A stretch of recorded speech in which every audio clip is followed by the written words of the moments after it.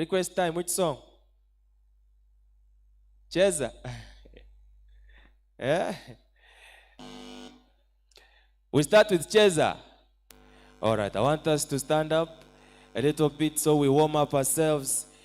DJ, do you have Cheza for the young people? They want to welcome themselves here, up and running. Yeah? Which one? Cheza.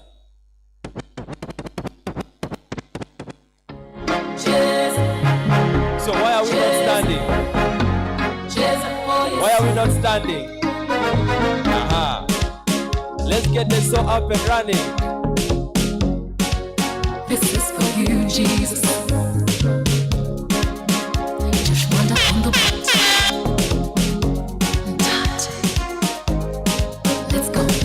From the moment Joanonda Ompa Devirunjera. Hey, people, what's up, what's up, what's up? It is short time. Hey.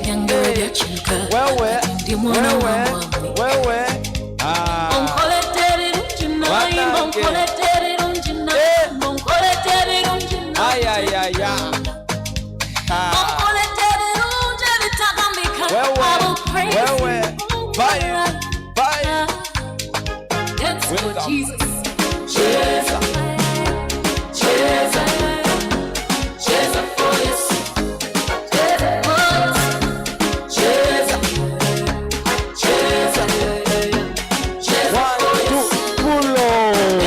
Level selector. Wagwan. What's going on? We start it afresh, eh?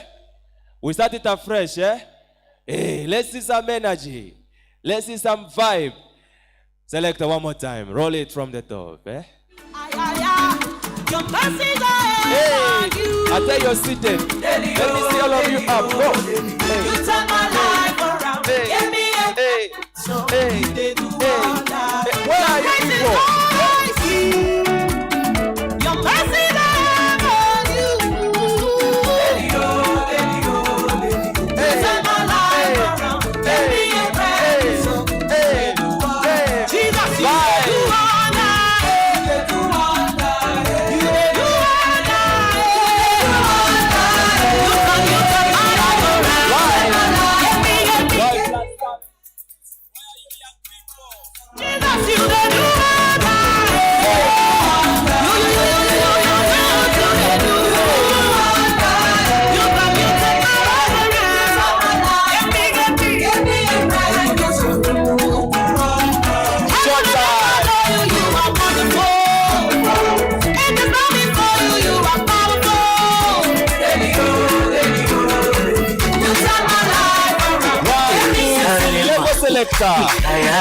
Level selector. I know what you need. I tell you what you need. Selector, give me some Mama Piano vibe. I'm a piano selector. Yeah, man. Yeah? It's your time, eh? Viva young people, viva! Viva young people, viva! Viva young people, viva! Selector. Selector, I have your balance. So when I ask for my Ama piano, I have your balance. Balance, I'm the one who has it. I have not yet given you a receipt even. Which one again? Let me come, you tell us properly. I don't want stories of raising the voice without a microphone. Number one, B2C. B2C. Not that one. Okay, fine. It's okay. Let me come to you. Tema. Piano. I'm a piano. Barange selector. Are those songs available over to Veyano? Tema. Hey, give them the gospel. Hey! Where? Who is joining me in front? Barange, who's joining me here? Who's joining me?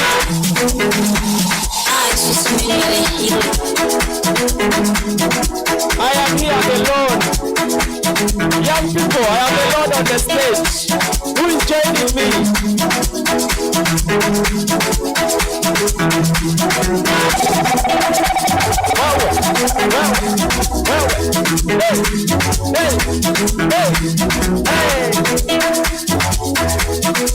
Where is the vibe? Where is the vibe, young people?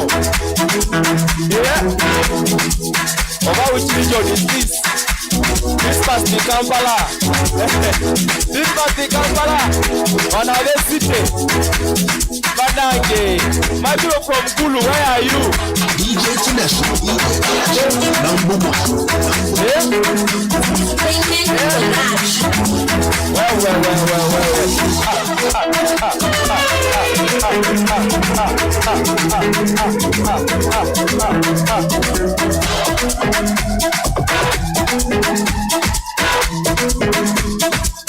Where are you? 1, 2, 3, level selector. Level. What is going on? That our piano is not vibing. Eh? Which one? Teba. Selector. The last one is Teba. Now, one request. Let the DJ play Teba. We all come in front here. Eh? The DJ plays Teba. We all show in front here. Eh? How do you agree? Selector, short time.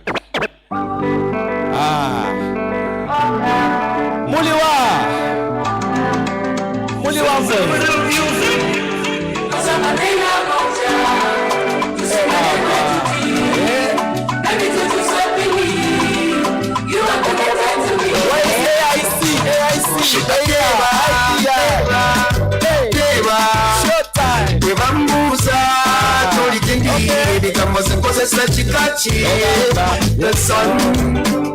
Madam, you're the crew. Okay. Madam, you're my everything. Where could you be a book? Yes, sir. Baba, you are my baby, one pound. Baba was also the team I eat the man too. I never wanna to say you're one like you. Where's the vibe? Baba, you are my little one pound. Baba was also I eat the man you. I never wanna to say you're one like you. Uno mupano, it's up my son, kusikale wetuti, baby to do something. You're connected to me. Masabadena bocha, kusikale wetuti, baby to do something. You are connected to me. You stand and take a over. You stand and say, I'm the only woman who have to carry your baby. Come to me, take us a steady, because I can't slow down. Enjoying this.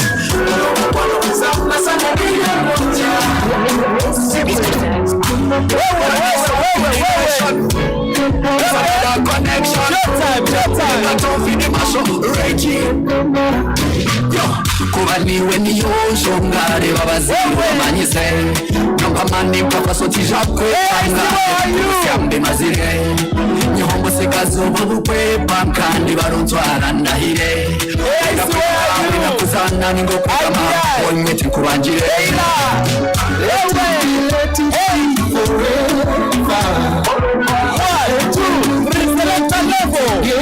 Selector. Viva young people, viva! Viva young people, viva! Thank you. Let's resume our seats. How is that for the beginning? I promise you that's just the start. I want to open it up now. Woo! The energies are high. Now I am officially starting the show. And that's how we roll it. Ladies and gentlemen, at this moment, at this point, young people, lovely people, strong, energetic people, I love the energy. My name is Emmanuel Otim. I'm from Soroti. AIC, where are you? Manange AIC. Beila, where are you? There are many, they are everywhere. That's where are you? Ha, now which tasso? Kubanga, I thought we are one. There is tasso Ankole. Then there's another tasso where? Mulago. Eh, kale tasso Ankole Muliwa. Aha. You're welcome. We want to start it up and running. Allow me in a special way as we kick off this show to introduce to you the most brilliant, beautiful, hardworking, energetic, one and only, lovely lady, the one who has stood the test of time. She has flown in many countries, in and out. In fact, she has gone past oceans. Did you use the ship as well? Not yet. At least she has used a number of planes. Today she's here. She had to leave her flight she had yesterday to make it here. And I know it was difficult for you to tell those guys, I can't go with you to Benin. Was it America? It should be in Canada. Hello, everyone. I've not finished introducing you. Have I finished? No, I've not finished. Hey, be patient. I'm still reading your profile. In fact, the page I prepared is not even a halfway. Okay? So, ladies and gentlemen, I want you in the biggest way possible, either you're standing, you're jumping, you're doing what, to welcome my beautiful co-host. And this is none other than our lovely, lovely, lovely lady. Imposi, you told me the name was what? Ruth Akulu. Okay, good morning, everyone. I have not yet clapped for you. Good morning, everyone. Now you can clap for me. And also you clap for my co-host, Emmanuel Otim. Yes, I am a very passionate advocate, and today we are your hosts. And are you ready for today? Okay. And okay. All right. And so we intend to run this show today with you. We want to start it up and running. I believe all of us have registered. Have you registered? Have we all registered? Wonderful. And so we are going to have a very good time, and we are going to receive welcome remarks from our lovely, lovely, beautiful ED, and who has made sure that she spends her sleepless night to put this show together for us. Are we happy? Are we happy? A round of applause to UNIPA team. Banange, a bigger one actually. A bigger round of applause to UNIPA. Enough. That's not enough. Do you know what it means? We are young people. We are young people. More. Okay, we are going to clap for her till she reaches here. That's the better idea. Actually. Yes, so we can. So let's start clapping. Give the presidential Banange clap. Banange clap.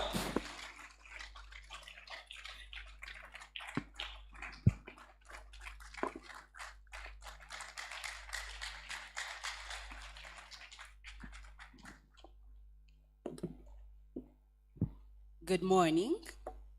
Good morning. Good morning. Mwasuze mutya.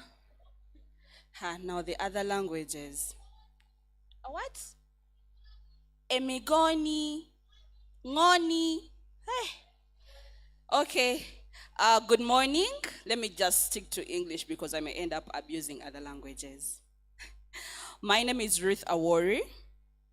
I don't know if there is anyone that is hearing of me or seeing me for the first time, but I am excited and I'm really honored to be the team leader for the incredible team that put together this event. Today we are gathered here for the Y Plus Summit. Isn't that obvious? I think we are seeing it everywhere on the posters, on our t-shirts, on our name tags, on our notebooks and everything. So this is an event that happens every year around this time. And for those that are joining us for the first time, you are welcome. Those who are coming back again, we are very happy to see you again. And we are hoping that you will be able to enjoy this event. So this year, the organization is running its campaigns under the theme of breaking barriers, bridging gaps. I know this may resonate with you somewhere. You might have heard it from somewhere. But the whole idea behind the theme is not only for us to be able to trend or use the easiest hashtag of BBBG, or be able to just correlate and speak to what everyone else is saying, but it's because there are different issues that this theme speaks to. So under this theme, and I would love you to be cognizant of that throughout the next 1.5 days, we shall be speaking to different issues. So under this theme, we are looking at overcoming obstacles. We know that as young people, those who are living with and those who are affected by HIV face unique challenges. So how are we working together to overcome these particular challenges?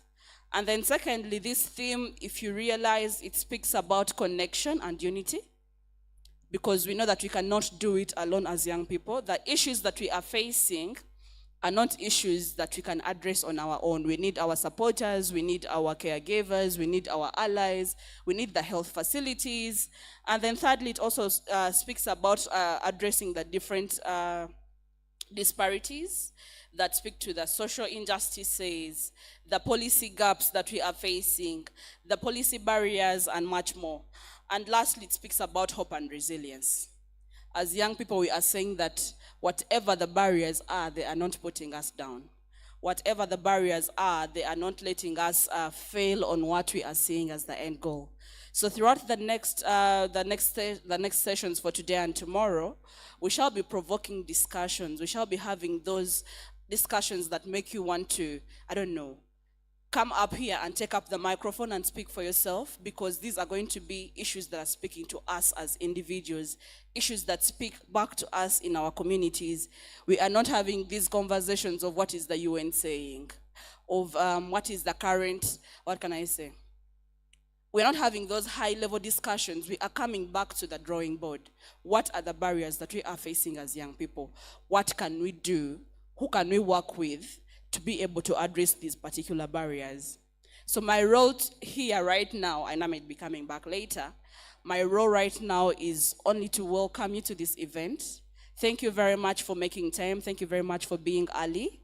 I should say that I'm really impressed by how timely you have been. Over the past years, you could realize that you would come in and the hall is half empty, half full. But today, to my surprise, when I walked in, this place was almost full to what we had planned for. So clap for yourselves for that. In a special way, I would love to appreciate each health facility that has taken their money, their time, their commitment to ensure that you are participating in this Y Plus Summit. We know that this is a learning event for us to learn from one another, for us to align our priorities, for us to align our advocacy agendas for the year. But it's not a mandate for the health facilities to see that you're here. But nonetheless, they always commit time, they always commit their money, their budget to see to it that we are here. So thank you very much to the health facilities. I'll not go into the details of breaking one by one. The recognition is clear. Some of it is appearing on the banners. Some of it will be appearing on the screens. But we really do appreciate the support that you give us. And then I'd love to appreciate the team that put this together. And with that, ladies and gentlemen, I'm not here to stay. I welcome you to the Y Plus Summit. Thank you.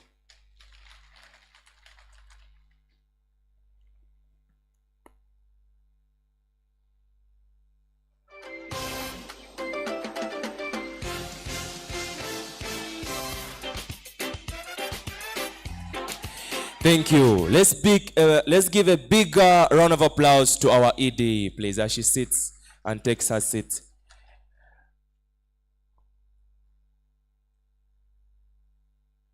Okay. Thank you so much, our My dear co-MC. ED. We love you so much. We love you so much, and we are happy. So we are going to Yeah. go into an interesting part. We are going to know more about HIV prevention. I know you've always had HIV prevention with no condoms, but there is a lot that is that we don't know. So today we are going to invite. In our next session, we are going to learn more about HIV prevention and also what is in the pipeline. And I'll be welcoming Dr. Lubega from Makerere University Joint AIDS Program. Let's give him a hand. A bigger hand clap as he joins us here on stage. You're most welcome, Doctor. You are most welcome, Doctor. Come on, Jehovah, say it. Jehovah, you. Say it. I trust in you. In you. Say it, y'all. Oh, Lord. Jehovah. Thank you very much, MC. Thank you very much, the organizer. Good morning, everyone. Good morning, everyone. Good morning, young people. I'm called Dr. Lubegachiza from Makere University Joint Heights Program, MJAB, and I work with young people. And when I see young people, I always feel energetic because I love young people. Are we together? Yes, today we are going to talk about, hold on. First pause. Today we are going to talk about HIV prevention. But when someone says HIV prevention, what comes into your mind? MC is another mic. HIV prevention. There's hand there.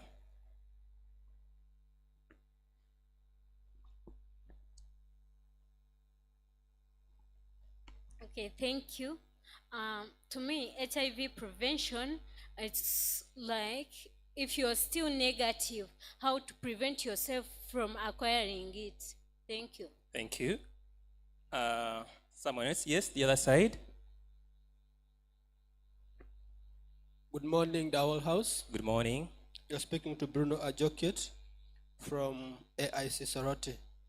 What I understand by HIV prevention is how I can continue to live a negative life and how others should also continue to stay their negative life, not contracting HIV. Thank you. Thank you.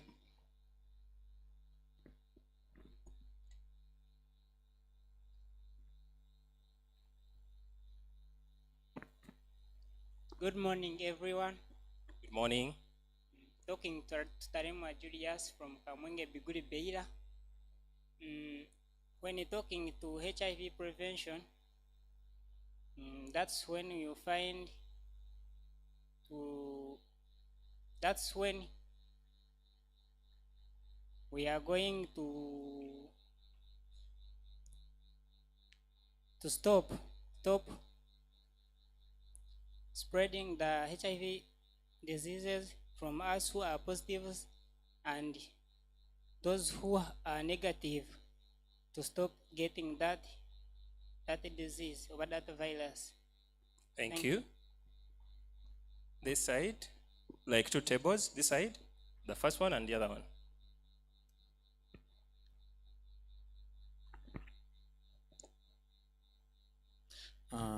My name is Ali, straight out Tatho Mulago. Doctor, I can use condom. Yeah. Oh, that's good. This table. Yes, good morning, everyone. Good morning. I'm Edwin from the Regional Referral Hospital. The way how I understand HIV prevention, these are like strategies on how we can control the spread of HIV using different methods or approaches to stop the spread of HIV to the non-infected people. That's how I can briefly explain it. Thank you very much. Another question. How is it important, we young people living with HIV, focusing on HIV prevention? How is it important? Good morning. Good morning. My name is Ibrahim from Mumbai Regional Referral Hospital. How is it important on preventing HIV? Pardon for a question. How is it important, we young people living with HIV, to prevent HIV? Prevent HIV is to maintain those ones on treatment for HIV, to adhere on their treatment, and also teach them on how to prevent and give them measures to prevent HIV contracting to the negative people. Thank you.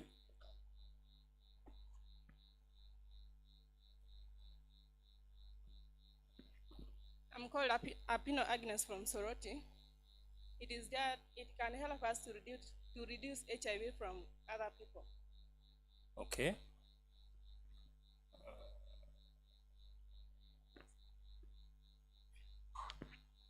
Morning, colleagues. Good morning. My name is Sebagai Joseph from Tiana Hospital. For the first time, we have a target in 2030 to stop this HIV acceleration, and those who are HIV positive to stay positive, and those who are negative to stay negative. When there is no new diagnosed, no new death rates, that's how we can do. So for the, can you please pardon your question? How is it important, we young people living with HIV, in terms of HIV prevention? Is it No. important or? It's important because we are on front line. We need to prevent others because it's not easy to be with HIV. Thank you. I can see burning answers behind Abatawangayo worker.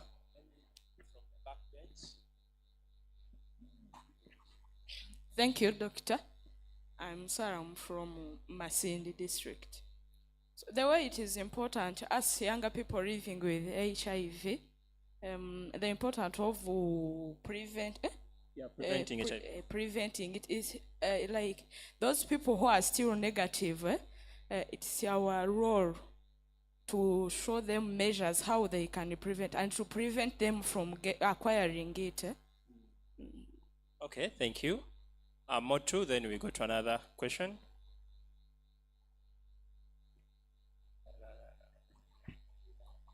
Thank you, Doctor. I'm by name of Nakawesa Shadia from Barara, Tasso, Ankole. The aim is to prevent the spread of immunodeficiency virus among those people who are HIV negative. Good. The last one. Good morning, young people. Good morning. My name is Colette Kongai Mayadela. I am from Soroti, AIC. The main reason is to prevent reinfection. Thank you. Wow. Wow. Thank you very much. Now I'm going to request the IT to give us this video. We are borrowing this video from Canada, but we are using same guidelines. Let us watch this video so that we can copy a leaf from this video. Thank you.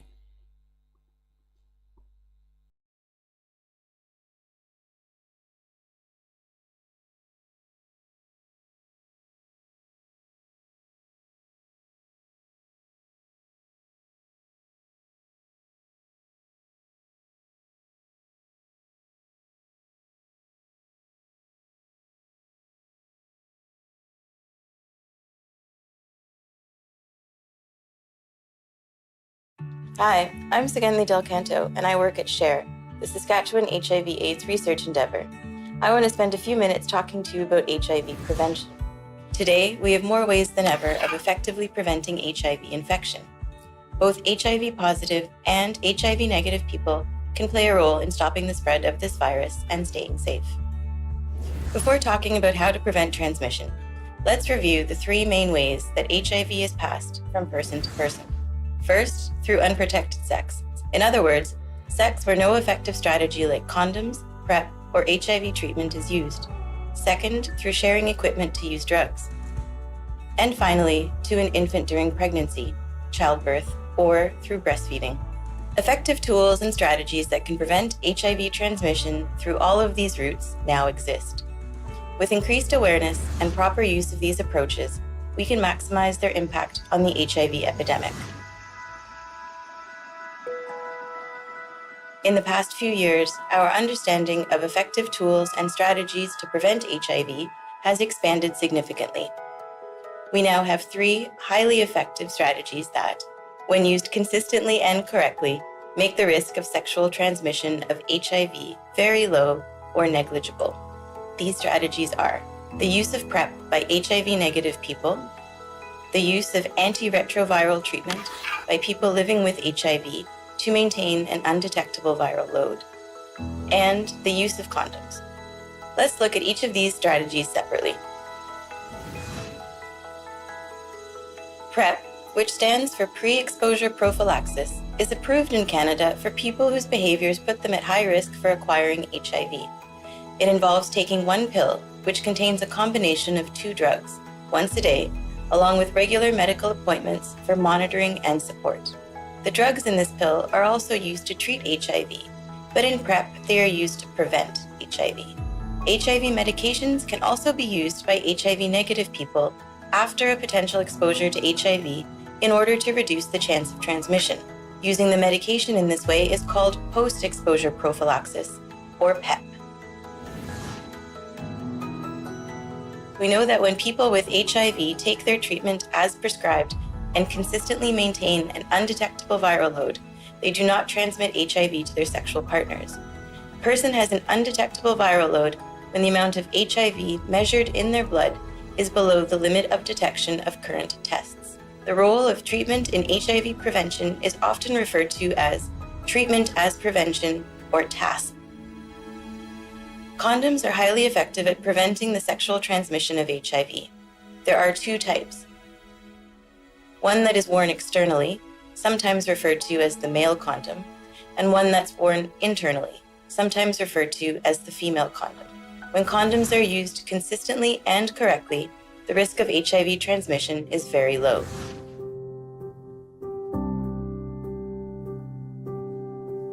Another route of HIV transmission is through sharing equipment to use drugs. This includes needles and syringes to inject drugs, pipes to smoke drugs, and straws to snort drugs. The main way to prevent transmission in this situation is to use new equipment every time and to not share equipment. If a person with HIV is taking their medications consistently and staying undetectable, the chance of transmitting HIV to someone if they do share equipment to use drugs is greatly reduced. You may have heard the term harm reduction in reference to drug use. Harm reduction is a philosophy and set of practices that acknowledges that abstinence isn't possible for everyone, but that it is possible to reduce the harms linked to drug use. Harm reduction includes practices that reduce the transmission of HIV and other bloodborne diseases like hepatitis C. Needle exchange sites and the distribution of safe crack kits are examples of harm reduction practices. In the time before effective treatment was available for HIV, about 1 in 4 babies born to mothers with HIV tested positive. We now know how to prevent perinatal transmission in most cases. Canada has guidelines for how to reduce the risk of perinatal transmission. They recommend HIV medication for the mother during pregnancy and labor, a short course of HIV medication for the baby after birth, vaginal delivery for most pregnancies unless a C-section is recommended, and feeding the baby formula and not breastfeeding. In Canada, many people with HIV don't know that they have the virus. For prevention efforts to be successful, it's important for people to know their HIV status. There are a lot of reasons people don't get tested. They may not think they're at risk, for example, or the stigma of HIV may make it hard to get tested. But getting tested for HIV has many benefits. People who know their status, positive or negative, can make informed decisions about the kind of sex they want. And people who are diagnosed with HIV can get proper care and live long, healthy lives. It's also important to get regular testing and, if required, treatment for other sexually transmitted infections such as chlamydia, gonorrhea, and syphilis. Sexually transmitted infections can also increase the risk of HIV being transmitted through sex. That was a quick summary, but the main message is that there are now many different ways to prevent HIV. If you're looking for more information, visit www.kd.ca.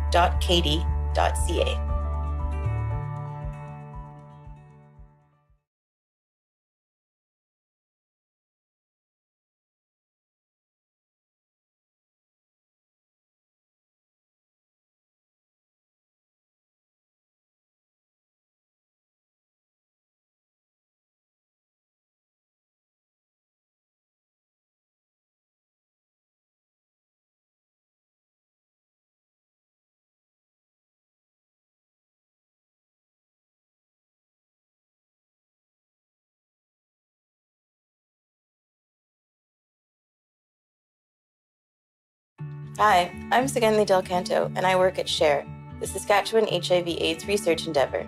I want to spend a few minutes talking to you about HIV prevention. Today, we have more ways than ever of effectively preventing HIV infection. Both HIV positive and HIV negative people can play a role in stopping the spread of this virus and staying safe. Before talking about how to prevent transmission, let's review the three main ways that HIV is passed from person to person. First, through unprotected sex. In other words, sex where no effective strategy like condoms, PrEP, or HIV treatment is used. Second, through sharing equipment to use drugs. And finally, to an infant during pregnancy, childbirth, or through breastfeeding. Effective tools and strategies that can prevent HIV transmission through all of these routes now exist.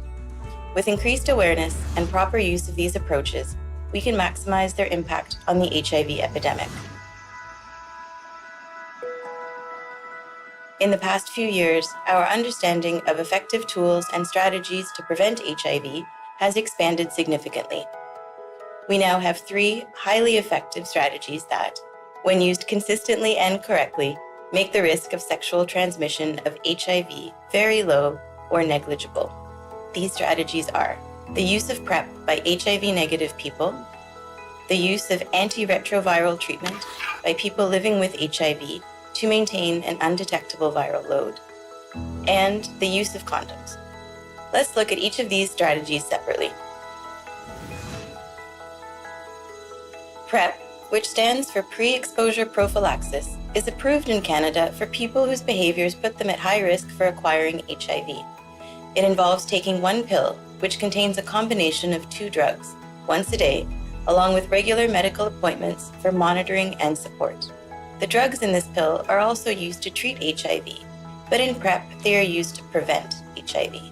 HIV medications can also be used by HIV-negative people after a potential exposure to HIV in order to reduce the chance of transmission. Using the medication in this way is called post-exposure prophylaxis, or PEP. We know that when people with HIV take their treatment as prescribed and consistently maintain an undetectable viral load, they do not transmit HIV to their sexual partners.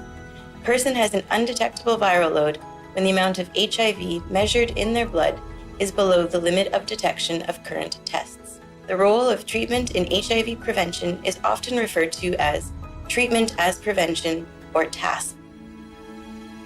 Condoms are highly effective at preventing the sexual transmission of HIV. There are 2 types. One that is worn externally, sometimes referred to as the male condom, and one that's worn internally, sometimes referred to as the female condom. When condoms are used consistently and correctly, the risk of HIV transmission is very low.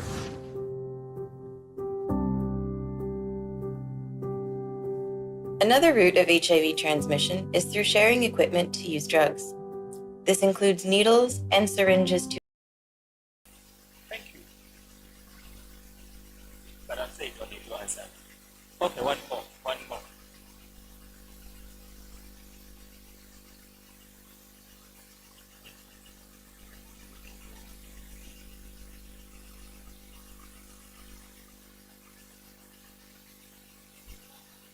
Good morning.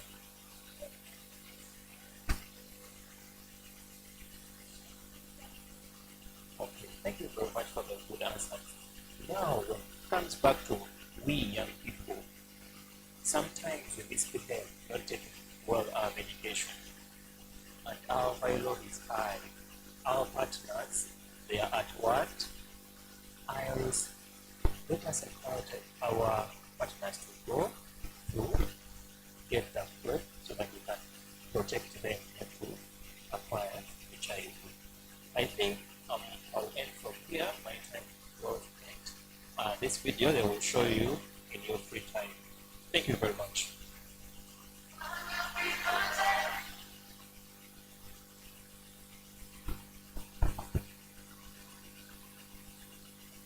Who is hungry?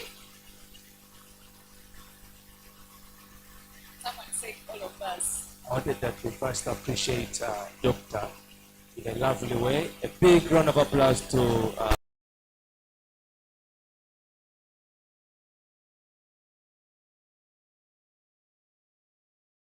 measures, but also teaching us of the new ones. So this is your cue.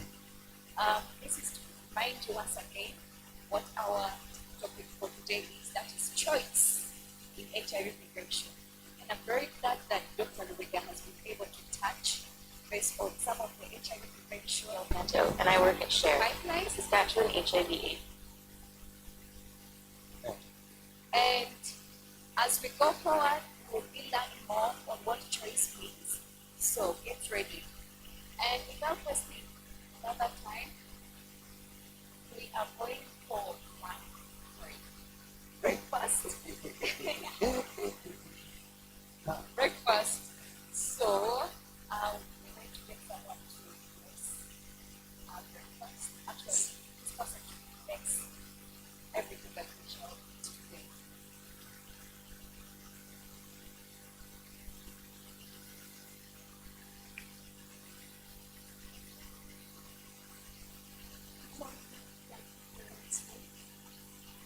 Let me just rush up and pray. Let's have us have a pray. Our Father, we bless this day. Bless the journey, this is the two of them. Father, as we go for our breakfast, Father, we pray for the goodness. We have nothing, but you have provided us. When we lack appetite, but you have granted us it. So Father, bless this breakfast, the lunch, everything we will do with this day. In Jesus' mighty name, we pray and believe. Amen, amen, amen. All right, so we're going to have a breakfast now. It should last not longer than We are going to give you 10 minutes. 10 minutes. We have a long day and we have a number of issues that we need to unpack here. So we want to give you some small time. Let us go in an orderly manner. I think we have some points on this side. We can use the exit door, and then you have serving points on this other side. Going down. I'm sure there is serving point also this other side. So we can start marching out so that we use at least for maximum 10 minutes. We don't want to go beyond that. All right? And our break time starts now. Chop, chop. Let's get up, take our breakfast, and chop.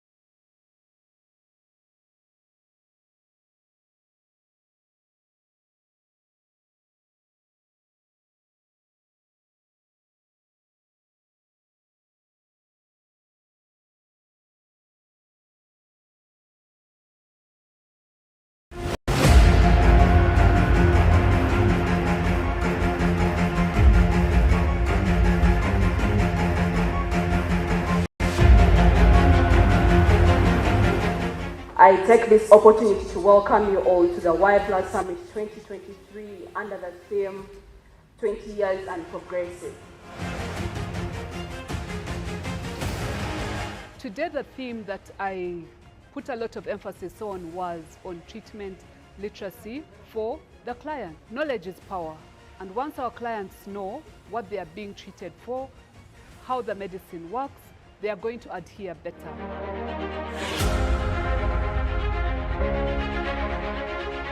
We believe that there is much for us to recognize, there is much for us to learn from, but also to stay relevant in the changing environment. We need to understand what more do we need to do. I feel it's time for us to move the summits to schools now. The target is in schools. When a chameleon changes, also change. What you're going through today is not the justification of your future. The future can always change. Our hope is that one day there will be a cure for HIV. Pray to God like there is no medicine, and take your medicine like there is no God. You is equal to you.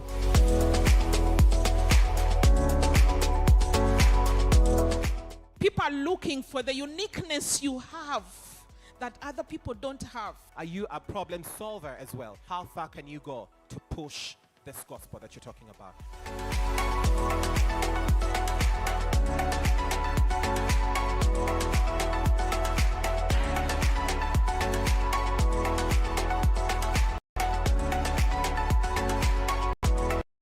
What I've learned today is about the HIV drug resistance. We shouldn't lose the hope. We need to keep fighting on. Actually, at first I wasn't even aware that malnutrition has two types. Adherence is the only way we can be able to achieve the undetectable equals to untransmittable and be able to live a better life.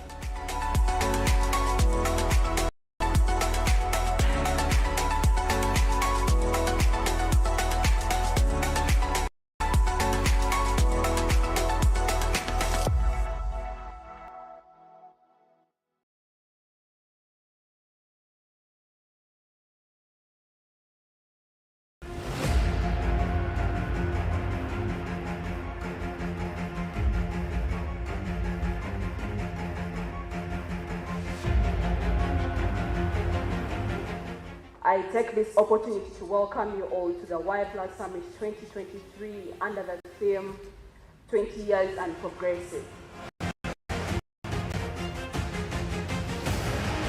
Today the theme that I put a lot of emphasis on was on treatment literacy for the client. Knowledge is power, and once our clients know what being treated for, how the medicine works, they are going to adhere better.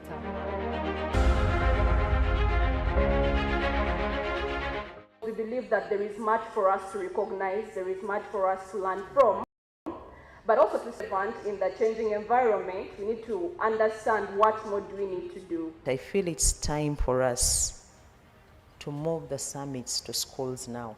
The target is in schools. When a chameleon changes, you also change. What you're going through today is not the justification of your future. The future can always change. Our hope is that one day there will be a cure for HIV. Pray to God like there is no medicine, and take your medicine like there is no God. U is equal to U.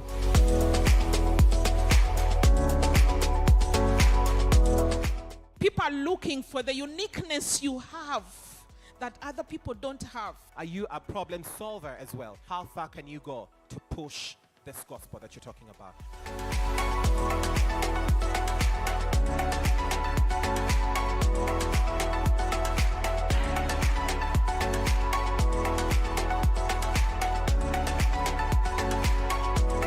What I've learned today is about the HIV drug resistance. We shouldn't lose the hope. We need to keep fighting on. Actually, at first I wasn't even aware that malnutrition has two types. Adherence is the only way we can be able to achieve the undetectable equals to untransmittable and be able to live a better life.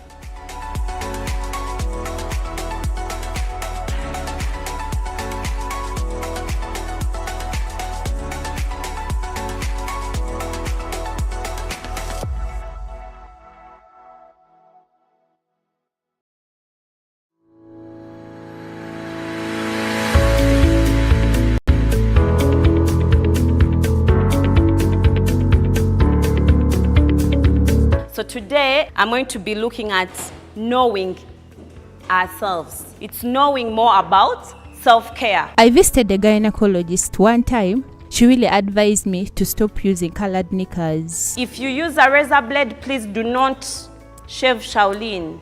It affects you when the hair is popping out. Is it advisable to apply a cream and then you just pluck off? Okay, as we wait for the pens, blow your balloons, please. When you get the pen, just write your name on it. I went fast and I picked it at first. Then as I was bringing it back, somebody came and knocked it. It went back again. Also, me never knew that I was selfish, but I've realized today that I'm selfish.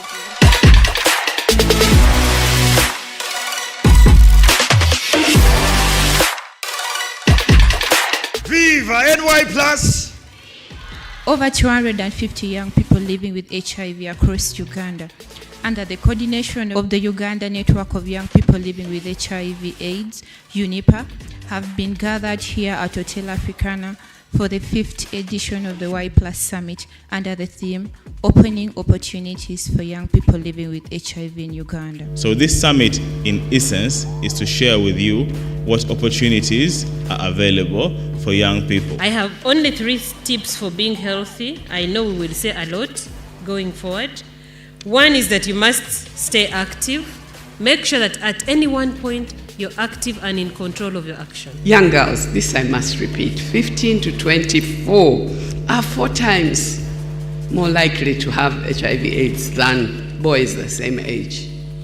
Why? What I tell you as young people is that we really have the power to really claim our rights and hold people accountable.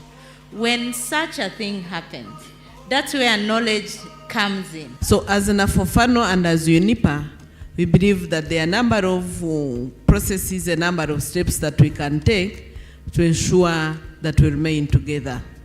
One is peer-to-peer support. The Kingdom of Uganda, in this era and time, puts emphasis on the youth, and the Kabaka has pronounced himself several times to support them. If you come to the kingdom, if you come to Bulange, for example, to look for a job in any of the kingdom organizations, we are not going to ask you for your HIV status. We are going to give you the job if we think you qualify for it. The government of Uganda, through specific ministries, departments, and agencies, continues to promote the well-being, protection, and empowerment of young people. The youth, we should use the technology to network. Most of us have the opportunity to network, but to network for wrong reasons and for wrong purposes. We need to get help so that there's always that communication between the deaf, the doctors, the counselors. Most of the opportunities of colic pads remain in the central region. And even those like workshops, among others that you organize, still remain in the central region. The quality of life we as young people want has to start from us. We have to commit to what we want to see. Even if you want to expect something, don't expect a yes. Just have that clue in your mind. There's a no that you're supposed to expect. As a young person, you always need to advocate with evidence. You have evidence, you hit miles. You don't have evidence, you'll never go anywhere. When you are empowered with knowledge and skills, it might be very difficult for people to discriminate against you. If you are capable of doing something, you'll be forced to be given opportunities and jobs.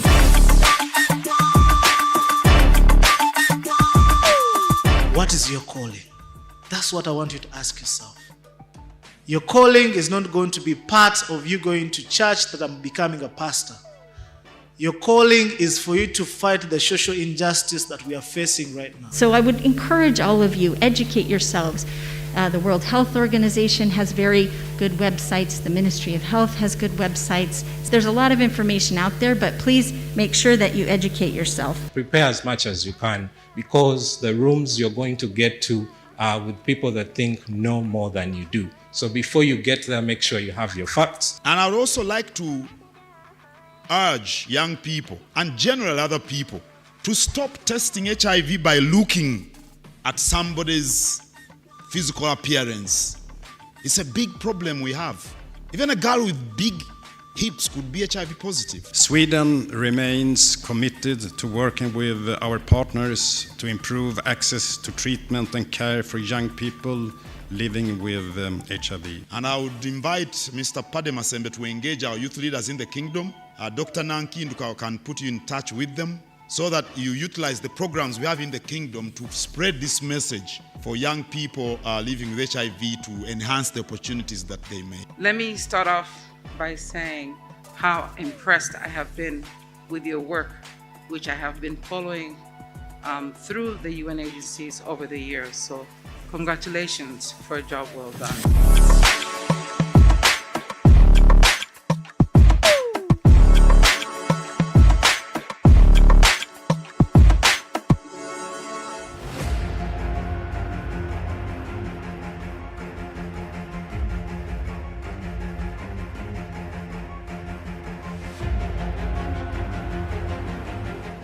I take this opportunity to welcome you all to the Y+ Summit 2023 under the theme 20 Years and Progressive. Today the theme that I put a lot of emphasis on was on treatment literacy for the client. Knowledge is power, and once our clients know what they are being treated for, how the medicine works, they are going to adhere better.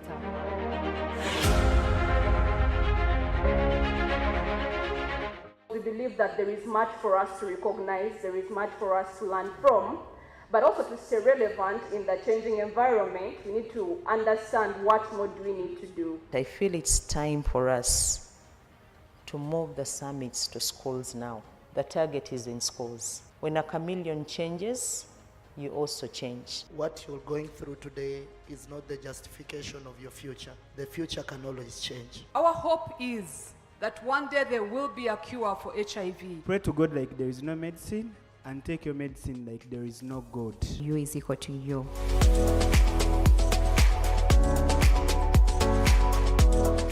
People are looking for the uniqueness you have that other people don't have. Are you a problem solver as well? How far can you go to push this gospel that you're talking about?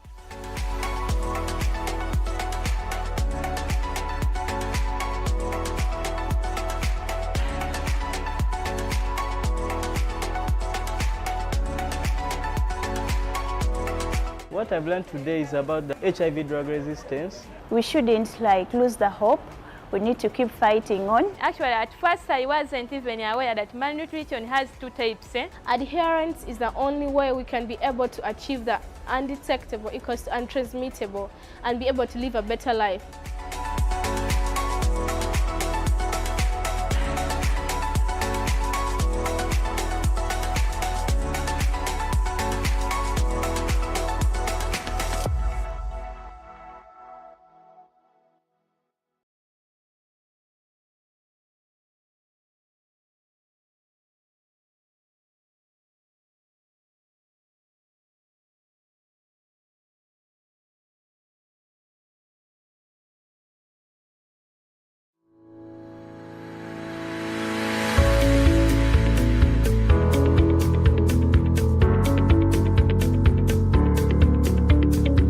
So today, I'm going to be looking at knowing ourselves. It's knowing more about self-care. I visited a gynecologist one time. She really advised me to stop using colored knickers. If you use a razor blade, please do not shave Shaolin.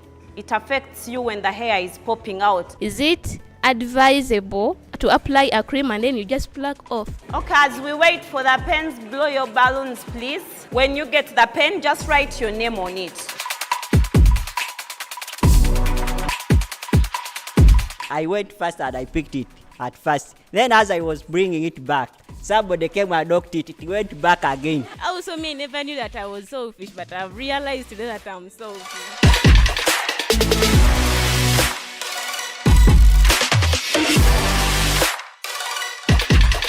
Viva NY Plus!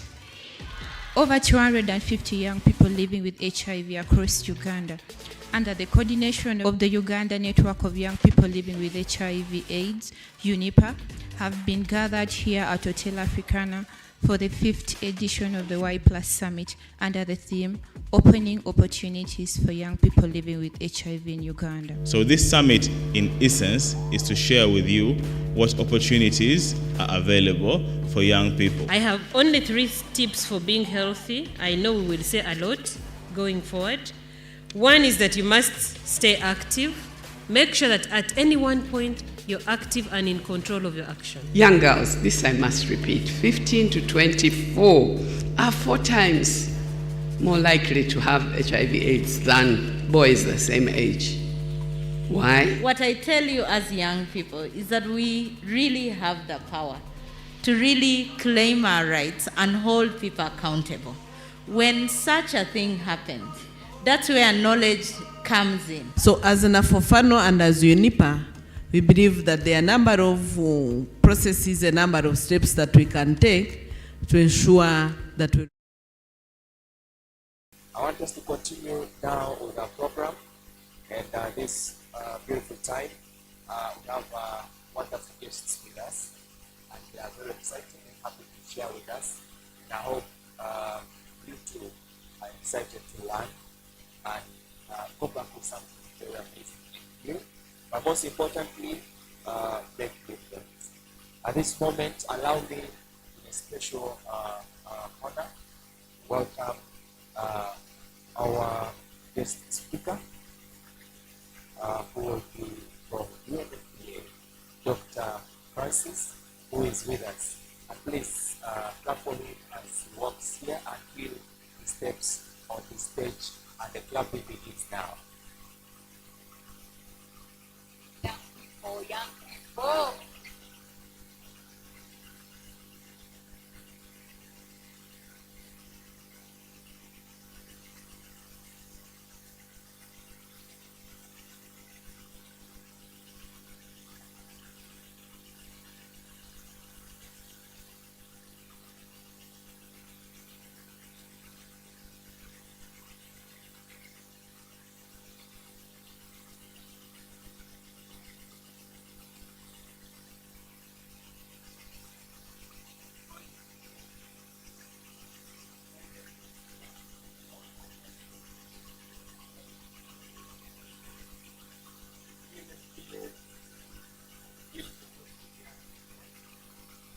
One of our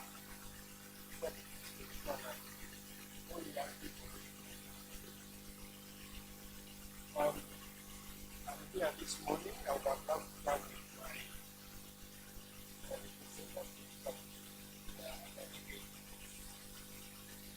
but just let you know that we are all very happy to engage and debate.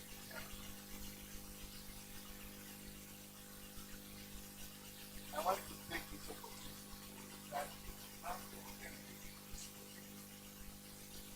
It's really a very important discussion. I told you how to discussion because becoming I think that was quite an interesting discussion. But let me first appreciate the government of Uganda for the great strides that have been made in tackling the HIV epidemic that is now. So that is a time which is wrong about most of us in this room. We'd like to allow the government of Uganda to make progress.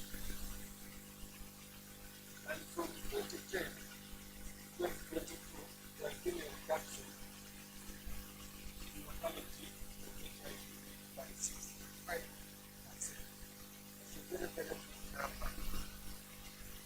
Very big figure. Let me highlight a few things. One is that we must accept that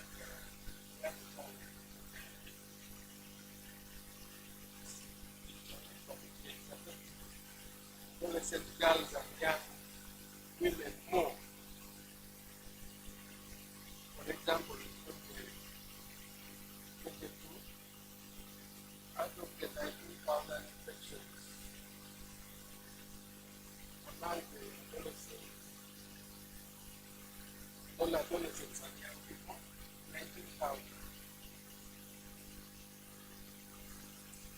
15,000 of them. That's a very, very when I was in Rural College, our school was about 1,000. And the fact very many, 1,000. Very many. As you can imagine, what 15,000. If you take a bit of 19,000, that's nearly a quarter of some of the population of one of the smallest states in this country. So it's really an issue.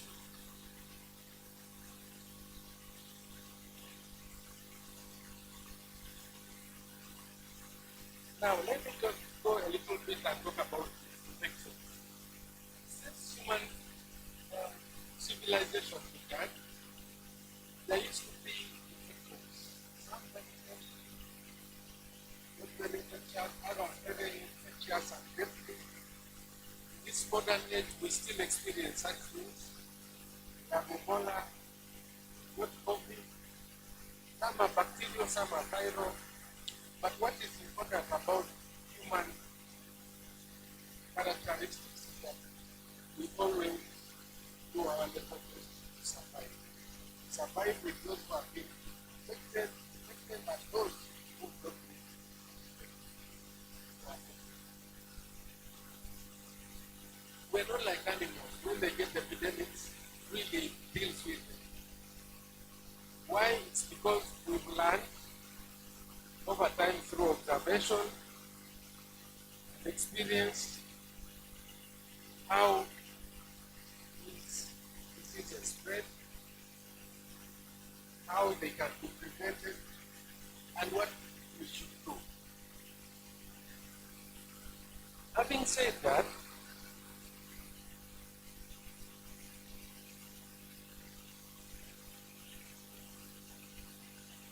I would like to say that we have reached a point in life, in the human history, where we understand many things about what happens around us in relation to disease.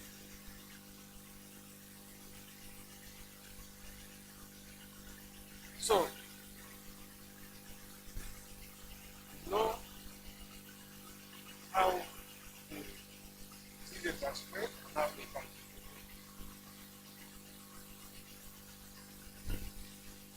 So we understand how diseases are and are prevented. Now, to be able to prevent any further spread, we need collective effort. Collective effort from all of us. Without discrimination, without saying this one is the other person. That is how diseases have been handled in the past. That is what has ensured the survival of the human race compared to other species that some have become extinct, others have become reduced, but the human instinct is survival. We have to survive. Whether you are sick or not, we have to survive. Why do we do that? We need to develop ourselves. And to develop ourselves, we need to live healthy. And to ensure continuity of the human race, we need to do what? To reproduce. Those are driving factors of human nature since the creation of the world. At the end of the day, effort should lead to ensuring equity for all with the human rights lens. We all have a right to health. We have a right to good healthy living. All of us, human beings, have a right to sexual reproductive health and reproductive. I mean, by reproductive health, I mean to have satisfied very young people. We have a right to have children, all of us. We have a right to development, regardless of what anyone thinks of being. We have a right to what? Development. But also that means we all have to participate in what? Development activity, right? In simple terms, all of us, have a right, SRH, participate in development activities, but this comes with responsibility for all of us. And what are these responsibilities? To keep myself healthy, keep yourself healthy. You have that is the fundamental responsibility for all of us. Keep ourselves what? That's a fundamental principle to our responsibility. The other responsibility is to keep those around me, those around you, those around us, healthy. Okay? For me to be enjoy life in my community also has to be what? Healthy. The other responsibility is to keep my relatives healthy, to keep my children, to keep your children healthy, keep my family healthy. This is because you and I have a responsibility to my community and to my country and the world at large. Why? It's because we all participate in development activities. And some of the development activities that we need to take note of are education, ensuring that we participate in community economic development activities that are benefiting me and you as an individual, to my family, to the community. This ultimately means we all have a responsibility to keep HIV infection in check, and it should be under control. For those who are HIV positive and those who are HIV negative. So that responsibility starts with all of us.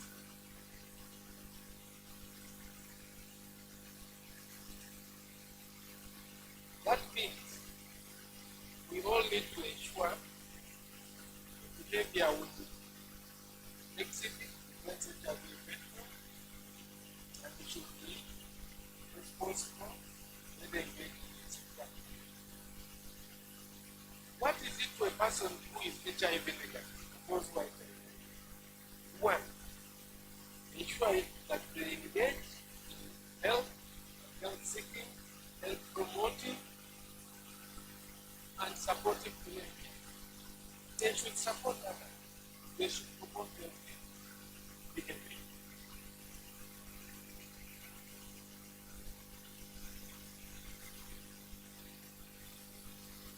But even before we reach there, I just skip one step. The responsibility to all of us as community individuals in the community is one, to ensure that we engage in activities that ensure that there is a check with HIV.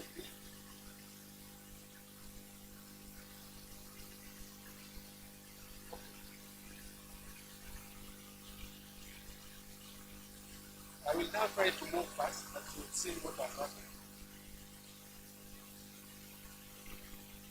We all need to ensure that we do the HIV tests. Those who are HIV negative have told you what they should do. And for those who are HIV positive, ensure that our responsibility is also the same. Health seeking, promotive, supportive behavior. Supportive means supporting both negative and HIV. Ensure that you know you are HIV positive. If you are status, you enroll into the clinics and ensure. The doctor was here, was telling you the importance of some of them. Please ensure you enroll in those clinics. It helps when the viral loads are low. One, the health of the individual is ensured. If the viral loads are low, it's very difficult to infect other people because you don't have the minimum level to infect others. At that point in time, one can decide to have a child. My viral load is low, I can decide to have a child. It is easier that way. As I told you, we all have rights to reproduction. None of us have the right to have children. How are we going to be responsible? That's why we use the new technologies. We showed some of them here. Use all the preventive methods available. Prevent infection. Prevent sexually transmitted disease to me and to my family. has an issue with opportunistic infections. So some of the STIs can come in as opportunistic infections.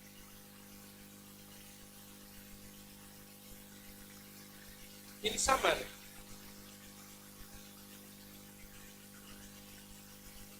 each and every one of us has a huge impact and can make a huge difference in the fight against HIV and in the growth of our communities. We should ensure prevention of HIV among the youth, within the youth, and keep them, the older and the younger age groups. We should be supportive to our communities to ensure that there is a best chance for the both of them. You don't need rocket science. What we need are a few things. Simple things that we can do effectively and efficiently.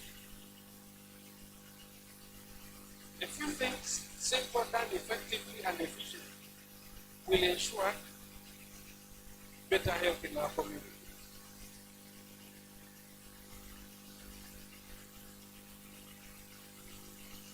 What needs to be done is we need to invest in ourselves. I was telling my colleagues that the best people to fight HIV are those who know about those who have. So for me, if I had the opportunity and want the power, I would say I want the people who are HIV. Help the country, help our community. We think that all of us are in it together.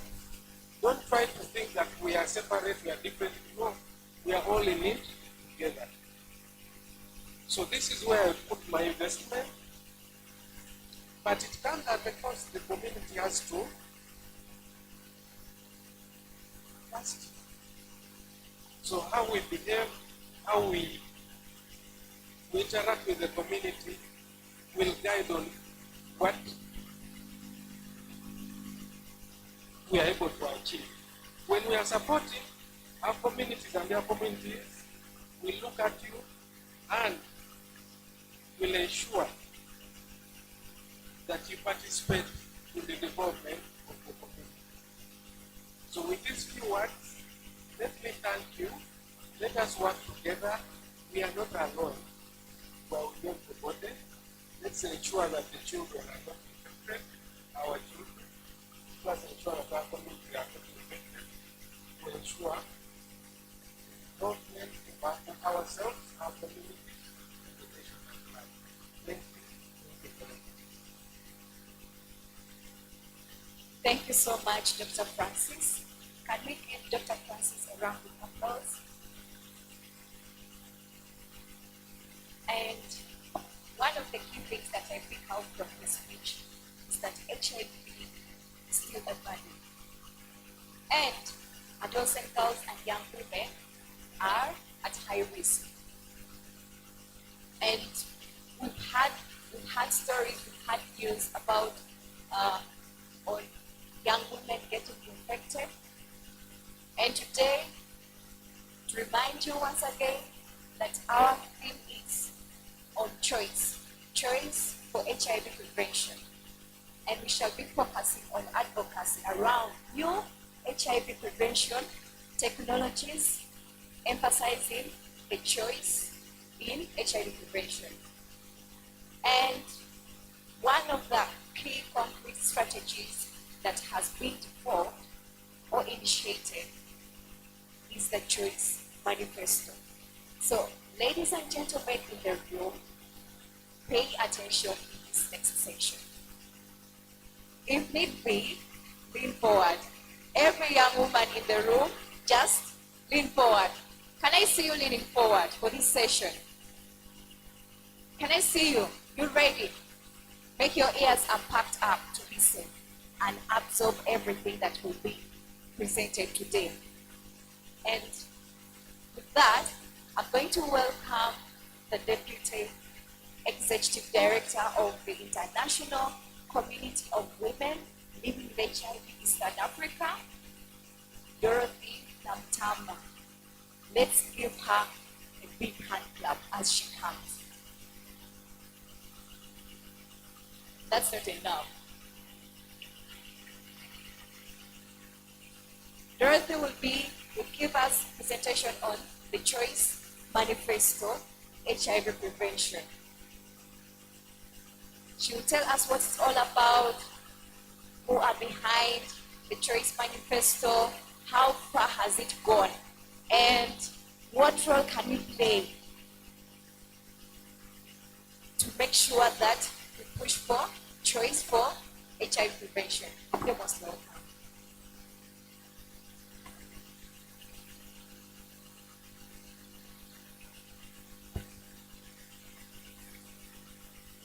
So thank you so much, Ruth. Good morning, everyone. I don't hear the Bible young people in the room. Good morning. How are you today? Are you fine? Have you taken a cup of tea? I hope everybody is fine and that you are energized to be in this room today. And not every young person was able to be here. And the fact that you're here, I think we should be counting ourselves as part of the lucky ones to come here and be part of this Y+ summit. As earlier introduced, my name is Dorothy Namtamba. I work with the International Community of Women Living with HIV in Eastern Africa. And this is an organization that it's an advocacy organization in short, which is very evident in 5 East African countries. And we focus on adolescent girls and young women, but also women living with HIV. We are an organization by and for women living with HIV, and we want to see women and girls living with HIV live dignified lives. Okay? Yeah, so just like the previous speaker, I want to add my voice to what he said, that for the organizers of this conference, for this summit, thank you so much for making sure that we have young people in the room and that statistics are speaking highly on who we should be focusing on, especially in the HIV epidemic. And for such gatherings that we have like today, it should be deliberate that we are not speaking to only ourselves, that we're here to learn. I also saw the theme that it is a learning summit. So I'm here to talk about buying safer sexual behaviors and the Choice Manifesto in HIV prevention.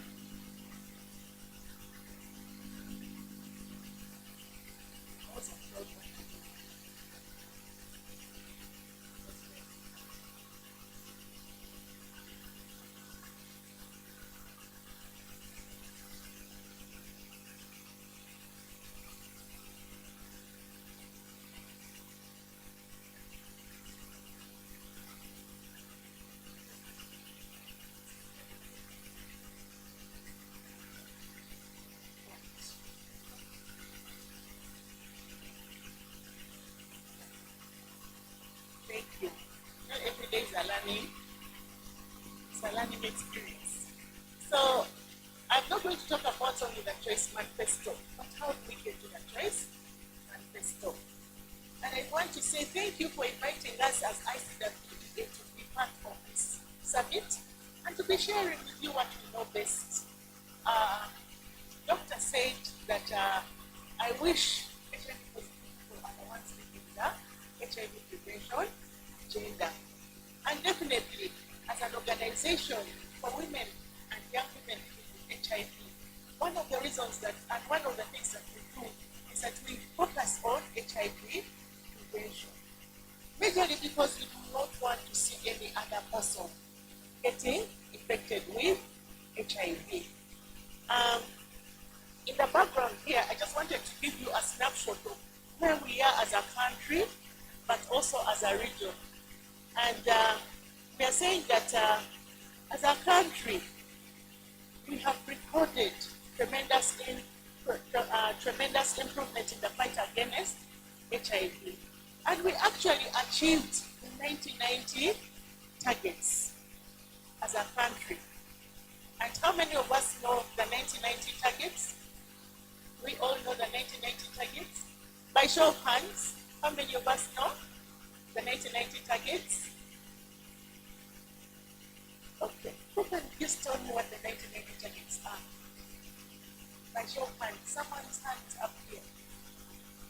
Since it's a learning,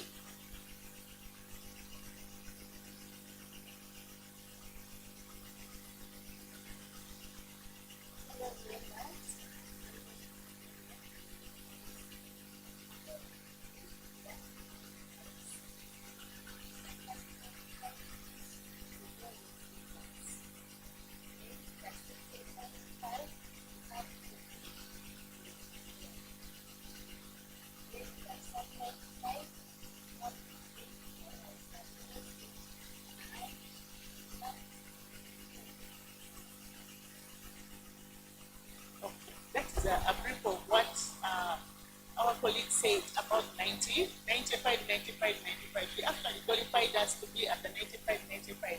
I said 90, 90 targets. Ruth, can you tell me about the 90 targets?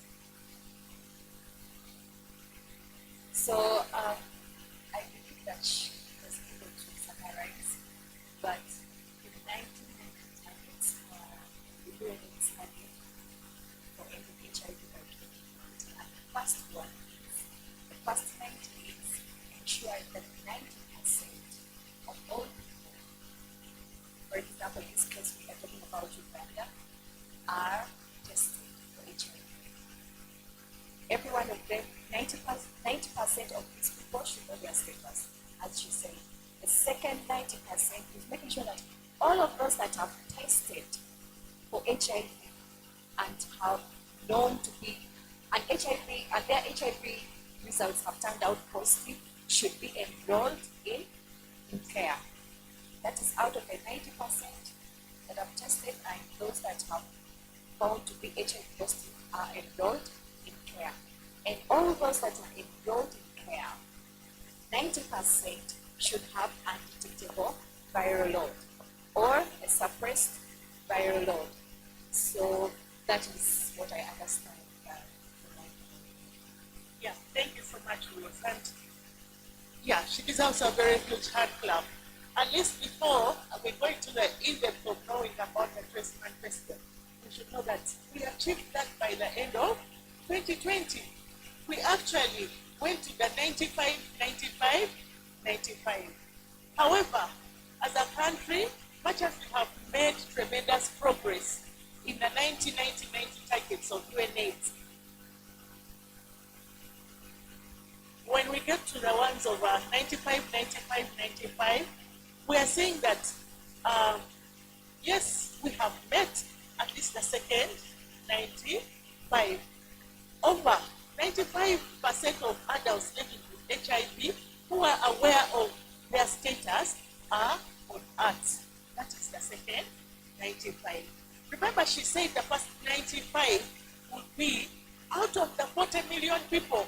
And as far as we know, that by Friday, we would have started the census. But out of all the 40 and so many million people, at least by the first 95, we should know those who know their status by the first 90. However, out of those who test positive, they should be enrolled on treatment. So as a country, we are seeing that we are seeing excellent progress in terms of the 95 of adults living with HIV who are aware, who are on ART. And it is well in advance of what the target of 2025. However, we are still grappling with the first 95 and the last 95, where we say 81% of populations are aware of their HIV status. It's only 81%. We haven't yet reached the 95 in the first 95. And we are seeing that 92% those on earth are virally suppressed. We have not also achieved the 95 there, making sure that those who are on earth have their viral load suppressed. And remember, if we're talking about prevention, that is another way of reducing on HIV prevention. And when we talk about adolescent girls and young women, and also young people, we are seeing that we still face challenges in HIV infections among the young people, especially the adolescent girls and young women aged between and 24 years, where most of us here lie. Yeah, so we are also seeing that most of the program indicators for young people here in Uganda, where we are, when we are seeing the program indicators, what does it mean? It means that how are we doing? We're still very low in terms of our indicators as a country, and that is why we are here. According to the study that was done by Wipia, a Wipia study that was done in 2020-2021, it clearly indicated that HIV testing for young people between the age group of 15 to 24 is at 63% for females and 47% for males. Are we moving together? Yes. So are those good statistics?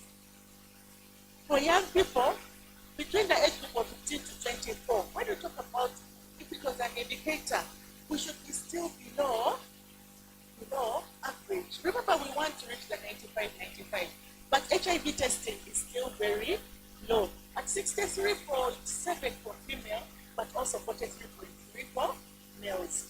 When we talk about ART coverage, for those who know their status, is at 60 for women, 60% for women, and 47 for males.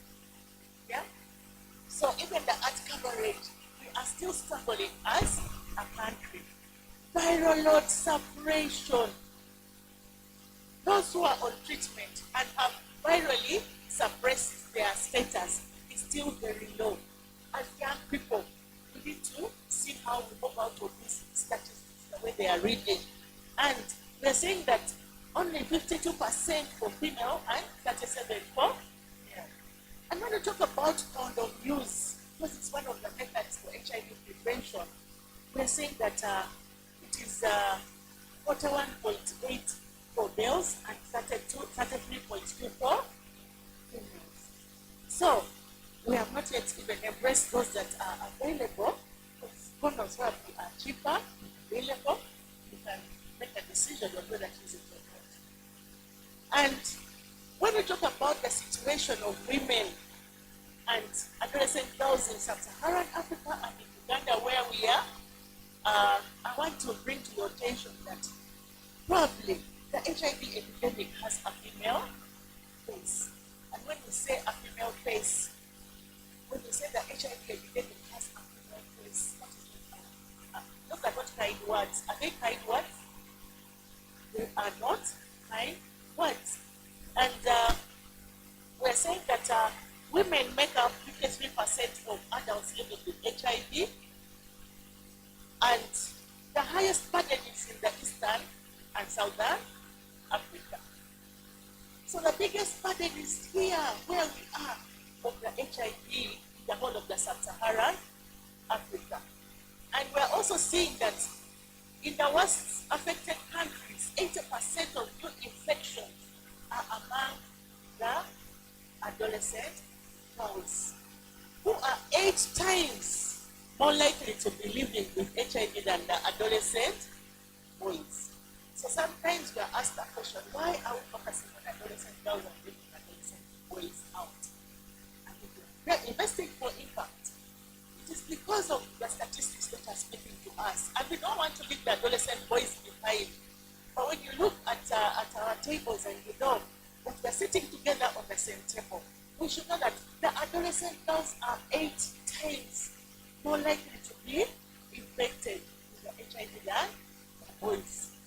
And we also see that, I think these statistics were alluded to by my colleague who has just spoken from UNFPA, that out of the infections that happened last, from this study that was done by UNFPA, the new infections, 70% of them were among women. And 70% were among adolescent girls and young women. So we know that there are many factors that lead to that. And some of them include the gender inequality, cultural practices, the low social and economic status, limited education opportunities for the girl child, inequitable distribution of HIV prevention tools. For example, if we talk about the condom, we have a female condom and a male condom, don't we? Yes. But when we talk about the female condom, it is the most unpopular HIV prevention method, isn't it? However, the male condom is common. So when we talk about the inequitable distribution of the HIV prevention tools, we realize that there are few options for women. How many of us can decide whether to use a condom? And now here I mean the male condom or not. So most girls, we also know that even when we visit the family planning units, it is for contraceptives and STI services. More visit for contraceptives and STI services.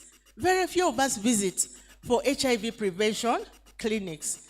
And this is due to the fear, we always fear pregnancy more than HIV. Because definitely in 9 months you'll be seeing yourself, your stomach growing out. And sometimes we are very uncomfortable with that. However, you'd rather have a lifelong disease than think about being pregnant. Yeah. So in terms of HIV prevention, we have so many, as a country, we have embraced so many programs and tools, and so many have come on as a country. We have quite a number of these HIV prevention tools even here in Uganda.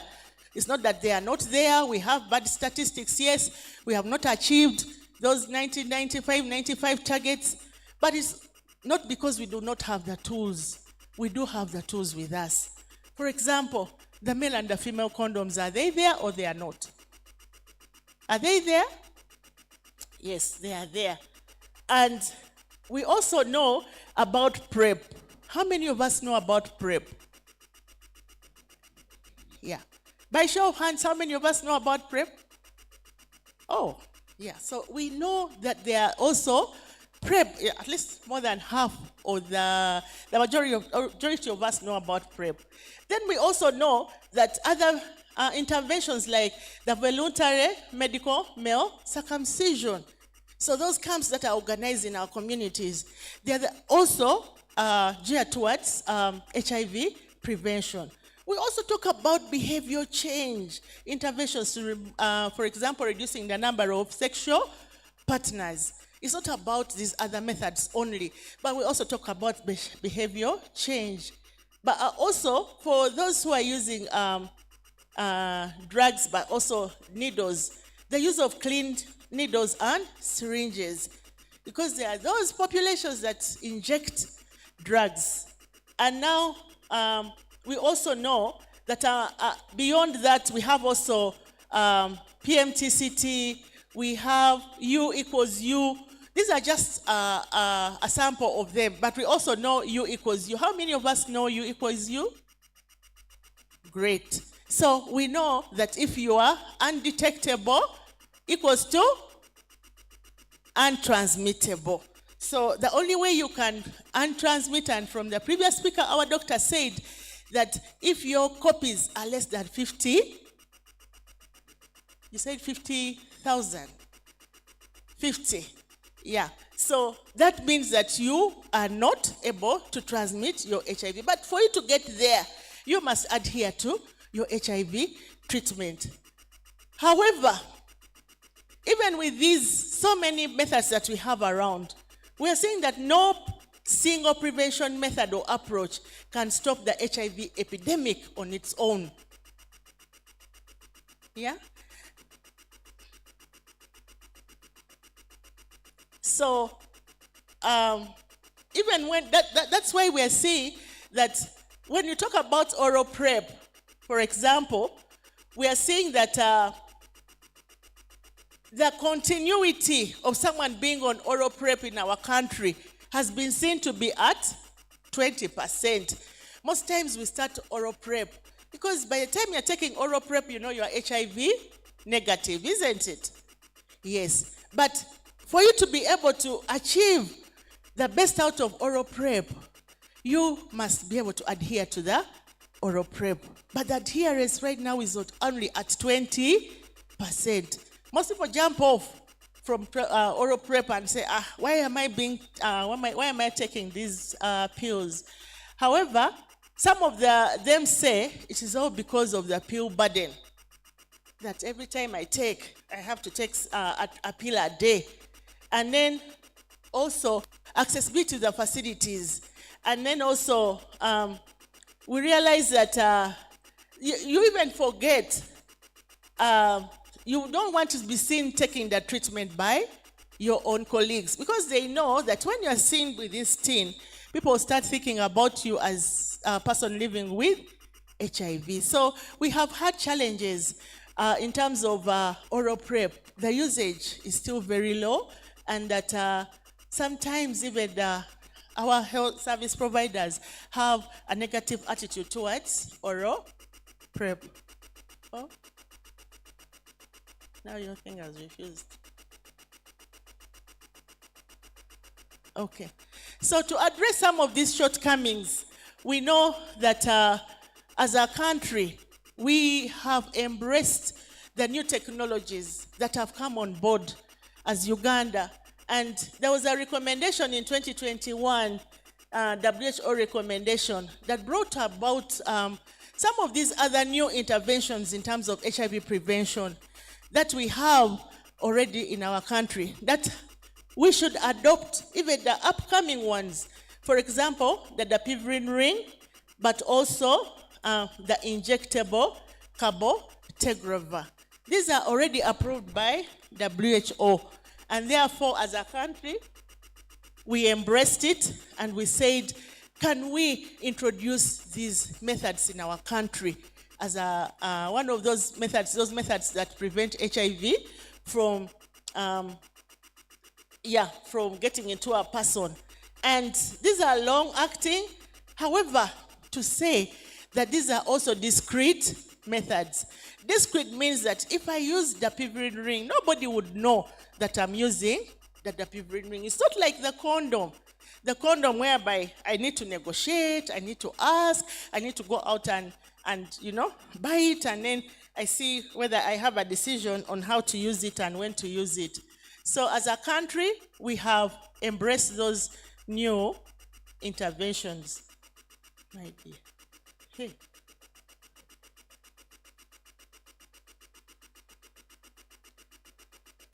Seems yourselves okay.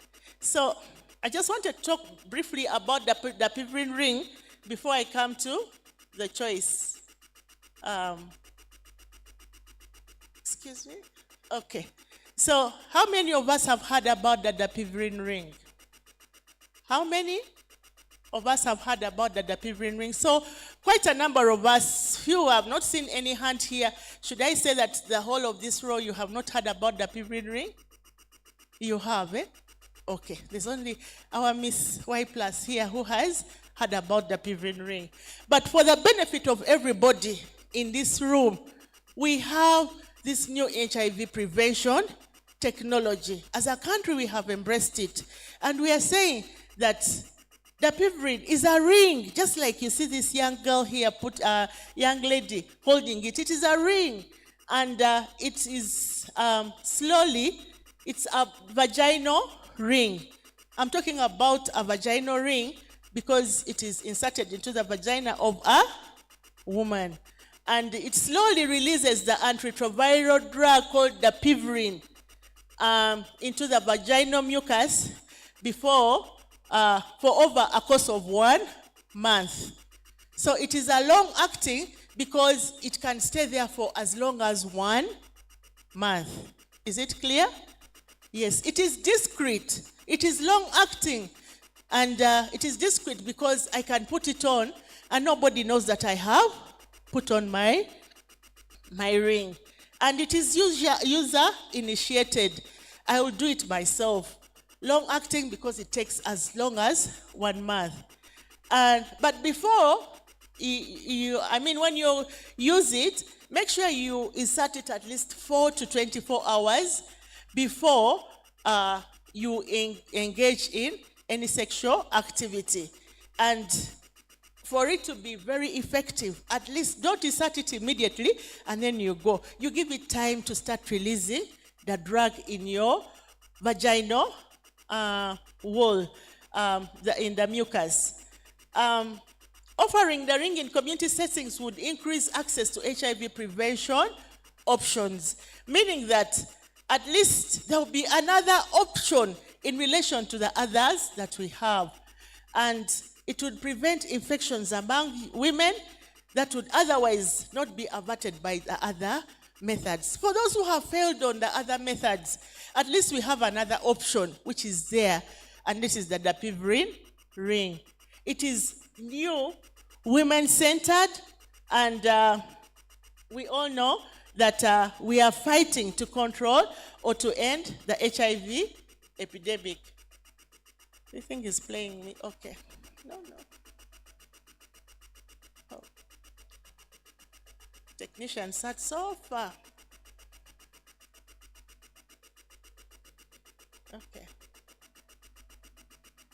So if we are to compare the dapivirine ring plus, with the oral PrEP, we see that efficacy, yes, it has some issues with efficacy, but we're not saying that it is replacing the oral PrEP.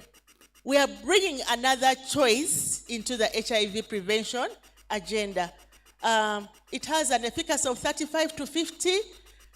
When you talk about safety, no safety concerns reported even after long-term use. You can use it over and over again. It has a 90% acceptability in the study settings. It is used monthly. If you compare it to the oral PrEP, which is daily, where do you put it? In the vaginal mucus, and then the role of your partner is minimal. Yeah, just like the oral PrEP, is stored in room temperature.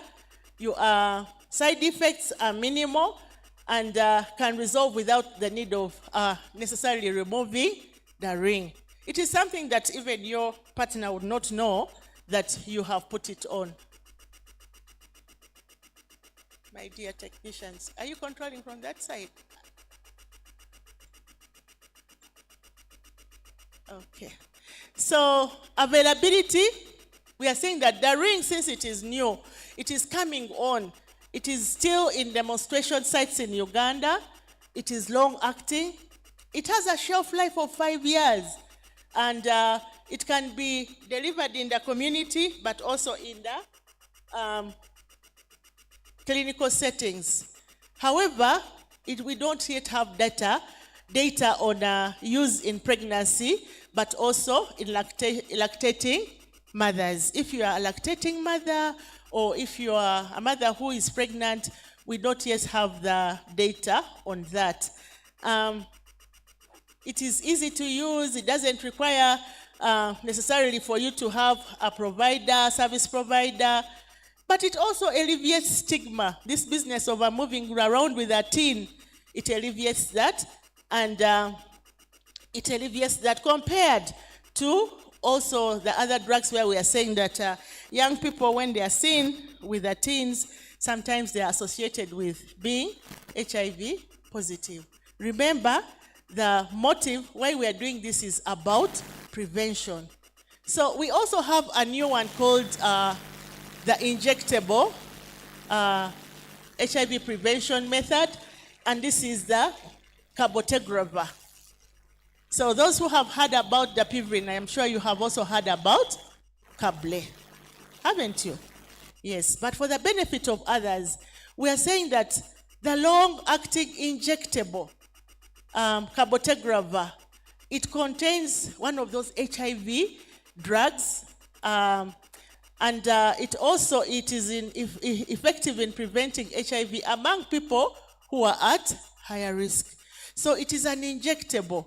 It is not like a condom which you are going to put on, say, every time you have sex. This time, it is administered in the buttocks. And the buttocks, sometimes you realize it is one of those strong muscles. So this is not only for the women, but it is both for women and the men. It can be used for both men and women. And it is once every 8 weeks. It stays longer than the dapivirine ring. But it has contraindications with people who are hypersensitive in substances in a Kable. For example, we've said that Kable, of Kable already, you have a drug which is the real pivirine, yeah? So if you are on this Kable, then you do not, it has that contra-sensitivity, hypersensitivity with, if you are sensitive with that drug. That is the only thing that I know about Kable. But when you look at issues to do with comparison with the other oral PrEP, we realize that efficacy, it is 95%. Safety, it has no safety concerns, even if you use it for a long time. 90%, it is acceptable in all settings, in the study settings. And frequency, it is not daily, it is 8 weeks. So you can even take the injection for 2 months.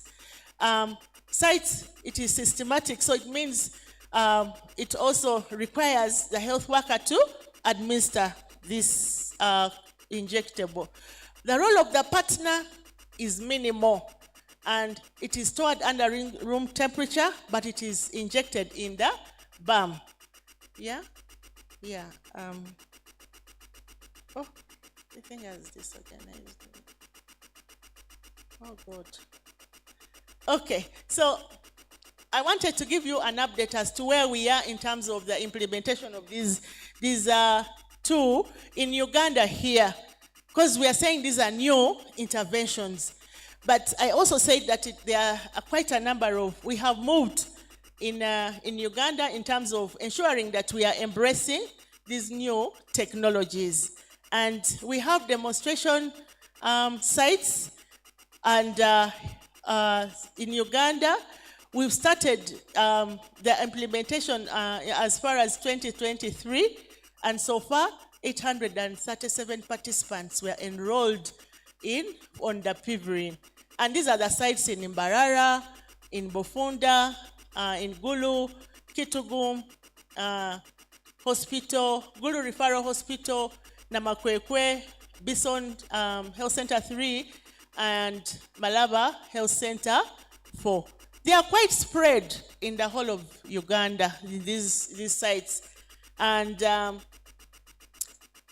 we realize that out of this is where we are. And I'm borrowing this slide from Minister of Health. It is not my slide. Yeah? Yeah. So in the implementation, we see 98 healthcare providers have already been trained, but also PrEP ambassadors, peer ambassadors have also been trained to support the implementation of the studies. And they have also set up community advisory boards. And this is a link between the sites and also the people who are taking the dapivirine ring. So it is not very far away from us. We are seeing that that voice of the community is seen from the community advisory board. We are also making sure that this PrEP Choice 1 Charter, it was developed to make sure that it embraces also the dapivirine ring. So in Uganda, Kable supply is expected to be shipped in July 2024. So the injectable is also along the way. And what is happening in Ministry of Health is that they are training of research teams and national trainers of the CAB. They are also supposed to have follow-up. Follow-up is expected until 2025, where we shall have post-studies of Kable and Ring to make sure that at least we have the two studies, the two drugs in place. So the rollout plan, already we have secured 10,000 DVRs for about 800 clients.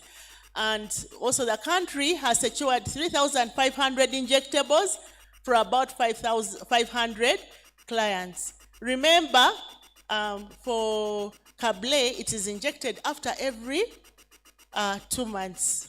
For DVR, you're supposed to take it after every 1 month.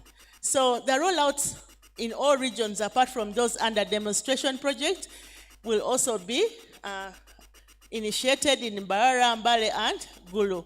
And the rollout is expected around the end of this year. Okay? Yeah. So I want to talk about the HIV prevention manifesto.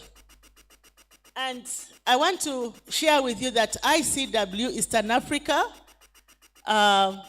in partnership with another women's organization, we launched what we call the HIV prevention manifesto.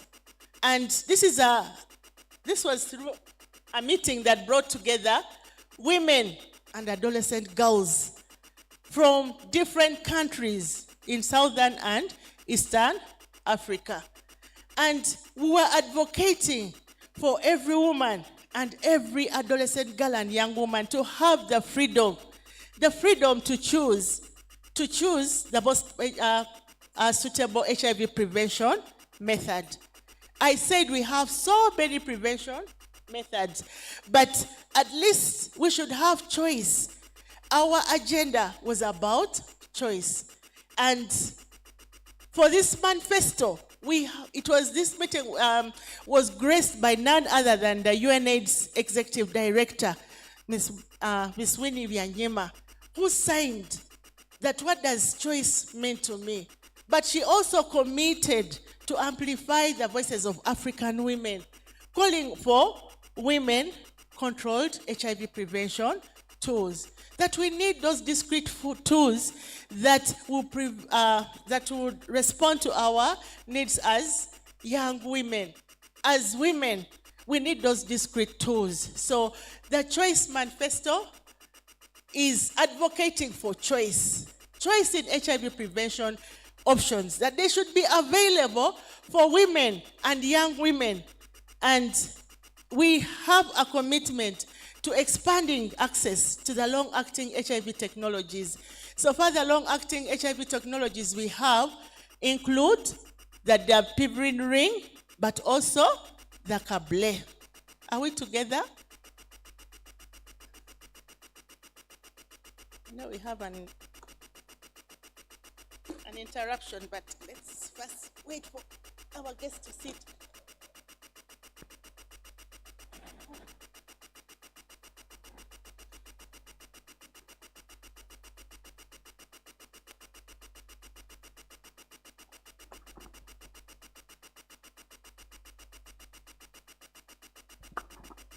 Should I continue? Okay, so we are prioritizing choice.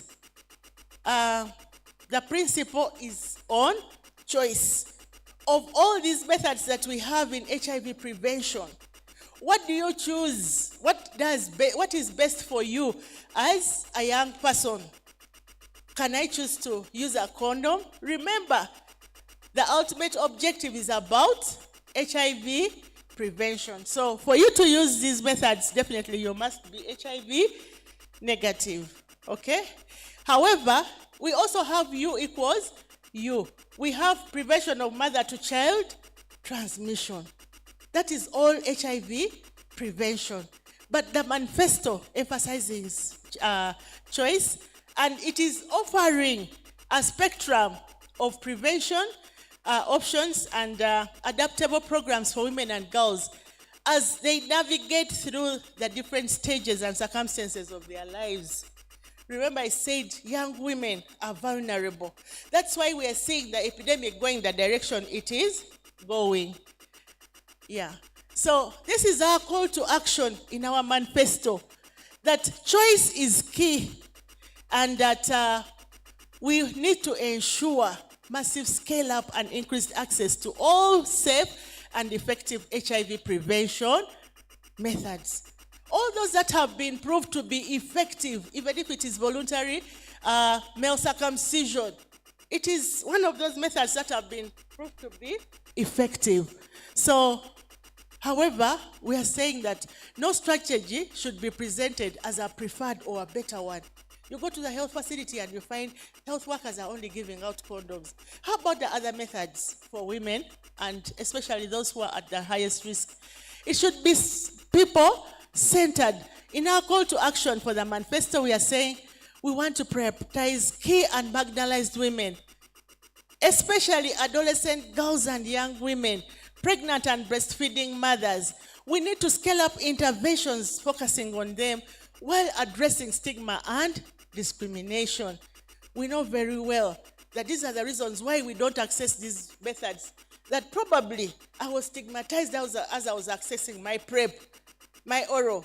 Most times we are told, no, for the benefits, of course, when you're holding that tin, probably you're also HIV positive. And we need sustainable financing for choice. We're talking about some of the methods. We don't have data for lactating mothers and pregnant mothers. We need to prioritize research and development to ensure that the methods that we have are available for all populations that need them. And we need to strategize, staff, plan, budget, and procure for choice-based HIV prevention. We need money. In our room, we are blessed to have our minister. Therefore, when we talk about money, we know where we are going. Yeah?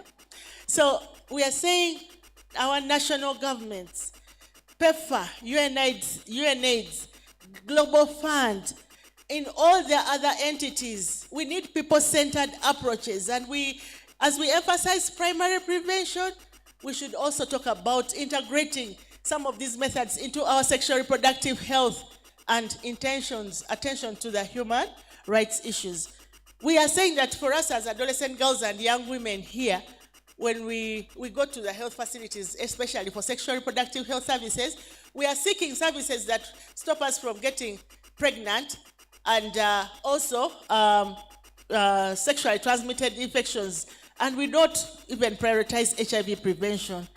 Oral PrEP should be available in all settings. However, where DVR and injectables are also introduced, so that I have a chance to select what is possible for me. The costs of providing multiple methods will certainly be offset by the reduction in the new HIV infections. So sometimes one of the things that we are hearing from our government is that DVR is very expensive, Cable is on the higher side. What is the cost of bringing ARVs to the country? Don't you think that is more expensive? If we did prevention, we would be killing one of those other evils that we are fighting with as a country. When we look at those statistics, definitely they will be offset by having the prevention choices. We want to say that HIV prevention is a right. We are not taking things for granted. HIV prevention is a right. But the current investment is insufficient to meet the need. We should sit down and start advocating for increase in resources for HIV prevention in our country. We should be the advocates of choice, and that we need to address the provision of HIV prevention choices as part of the comprehensive sexual reproductive health services. That when you go for those other services, are there other HIV prevention choices that you're selecting from? We need to ensure women are offered full information. As I started, I said we are lucky that we are among the selected in the different districts to be here. You are learning a lot. You take back this information back home. However, even those who have stayed need this information. We young women and young boys who are here, young men who are here, when we go back, we need to take back this information. That should be our role. However, even for those who have not got, may not even access, they have a right to getting this information. They need, adolescent girls and young women need more support during the initiation, but also continuation. Additional information, adherence support, and demand creation is needed. We need to go back and demand. Where are these prevention choices that you're talking about? Yeah? So when we don't demand, they don't see the need. We don't talk about them. And yet we are saying we want them. Training and support of providers is needed, and we saw the country is in the process, but we also need more research and information on safety in pregnancy and breastfeeding, and cost-effectiveness studies are going on. However, we need to know how effective, for example, is the DVR in pregnant and breastfeeding mothers. So with that, I want to end here, but also say that what is your role in ensuring that HIV prevention is by choice?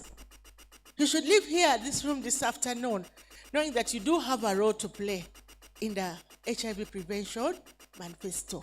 What is your role as you walk out of this room to ensure that you don't see anyone getting infected with HIV again, just like ICW does? To ensure that this word that you've heard here about the Pivrin and Kable and the Choice Manifesto, you are the advocate for it as you got out of this room. To ensure that you're creating demand in your community, but that you're also demanding that there has to be prioritization in terms of resources, in terms of our resources in the community. Are you doing treatment literacy? Are you doing demand in your small groups in the community? Are you asking those hard questions that people don't want to hear? I want to stop here, my dears, and I wish you a great summit as you start on your journeys as advocates for the prevention agenda. Thank you very much. Thank you so much, Dorothy. Can we give her another hand clap? So before Dorothy goes, I just need to take only 2 questions from a girl and a boy. 2. And good enough, I have the HIV prevention advocates here. I saw them. Hello, good afternoon, everyone. I'm called Bachaz Jenna from Maldme Uganda Hospital. Now, my concern is, after the Kable and the DVR ring is presented to the public, is it going to be free as the other prevention services we get? Or since it is different from the oral, it is going to be for sale or for purchase? Okay, one more question from a gentleman. Good afternoon, everyone. Suna Derek Ali are my names, Barry Regional Referral Hospital. As ICAW, being the international women who are fighting HIV, as we see that the new infections are very much in the girls, what have you done as the organization to see that we decrease these new infections, mostly who are in the girls? And as also you said on the Kabotographer, yeah, we see that in Imbale they selected in Namakwekwe. But what has ICW done? Because we see Namakwekwe as one of the most of the slums like Namakwekwe, and you have very many girls there. What has ICW done in Imbale specifically to see that this Kabotographer reaches Namakwekwe in time? Thank you. Thank you so much. Back to you, Dorothy. Okay, so I'll take the first question, and I want to say that as much as we are fighting to lower the prices of the Pivrin and also Kabotographer, these are drugs that these are interventions which will be free, just like any other intervention. Probably we pay a bit of a price when we are picking condoms somewhere sometimes, but cabotegravir and the piperidine ring will be free. That is why the government is bringing in these, yeah, so they are going to be free, just like any other. Otherwise, if the choice also goes with a bit of money, then you make a harder choice. How much does it cost to buy condoms? How much does it cost to take an injectable? So we are ensuring that when the doses do come in, they are also as free as any other, like PrEP, the one that you have been taking. And the question around what has ICWEA done around the HIV prevention. And I said in the beginning that we are advocating for HIV prevention, and we are ensuring that there is no other person getting infected. What we have around the piperidine and Cablé, we have advocates. We have trained advocates in all the 5 East African countries. But in Uganda, we are confident to say we have advocates whom, when we first heard about the piperidine and Cablé, right from the time when it was being initiated, before even WHO said, yes, we have this in our guidelines, I want to tell you that ICW was on the top. And we started by having 40 advocates who are adolescent girls and young women, not necessarily living with HIV, to be the advocates, to pass on the word, but also to create demand in our country, to say, this is the information I'm passing back in our community. And they keep advocating. They've carried out campaigns in as far as the piperidine and also Cablé is concerned, to make sure that the voices of the young people, the young women, is heard. So sometimes they have Twitter storms, sometimes they carry out meetings, online meetings, sometimes, and they're like other than Shakira. Is Shakira in the room? But I know Ruth is one of them. She's one of those advocates. Ruth, our person who is leading the program, she's one of those the piperidine ring and Cablé advocates, and HIV prevention advocate across the country. So they've been passing around this word across the country. In Namakwekwe, we also sit on different HIV prevention committees as ICWEA at national level. There's an HIV prevention committee, and ensuring that the language in the guidelines is speaking it is speaking like this is what the community needs. We need to sit on these different committees, and we are there to ensure that communities, and especially women and girls, are fully represented in these committees, that as these drugs come, like you're saying, we want them free. So those are some of the words that we want to hear, that nobody should pay a price for this. So Namakwekwe, yes, it's a government program. It is not yet being rolled out. As I said, it is a demonstration site. They've chosen about 7 sites in the whole of Uganda. And like you said, Namakwekwe was probably selected because of the fact that it is located in a slum area. Some of the things that happen in a slum, we know. Our sisters who are sex workers are highly infested in some of these areas. But do they know this information? So that is a government program to ensure that they are doing some studies to ensure that the communities know the acceptability of the piperidine ring is also being, it is the piperidine, I said Cablé is coming in when? When is Cablé coming in, if you heard? 2020? Okay. So not yet in, but the piperidine, we have already demonstration sites to know how do the community feel about this, yeah? How is the acceptability of this? So that's a government program. It's not ICWEA program, but already for us, we are engaged in ensuring that we are creating demand, we're making people know, we are sitting on those right decision-making tables, that even the guidelines that are being put out do have the right language, and we have access. We are advocating for more resources from Global Fund, from PEPFAR, so that they are able to support, because they are costly. Those two methods are really costly.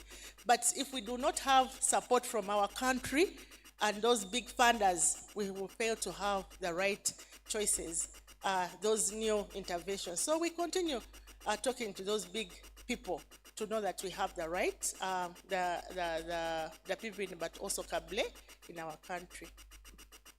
I submit to you, my dear Ruth. Thank you so much, Dorothy. Can we give her a round of applause? And don't worry, for those that have not understood the Kabla, the DVR, the prevent vaginal ring, and other technologies that Dorothy has presented, we still have a whole day, and later on after lunch we'll have breakout sessions to have a deep dive into those tools. Right now, we are going into our official opening, and in this room, I'm very excited. In this room, we have our one and only State Minister for the Youth and Children. Woo-hoo-hoo. I'm very excited. Who is excited like me? If you are. And I'm going to request him to stand up. We are going to sing the national anthem and also the East African anthem.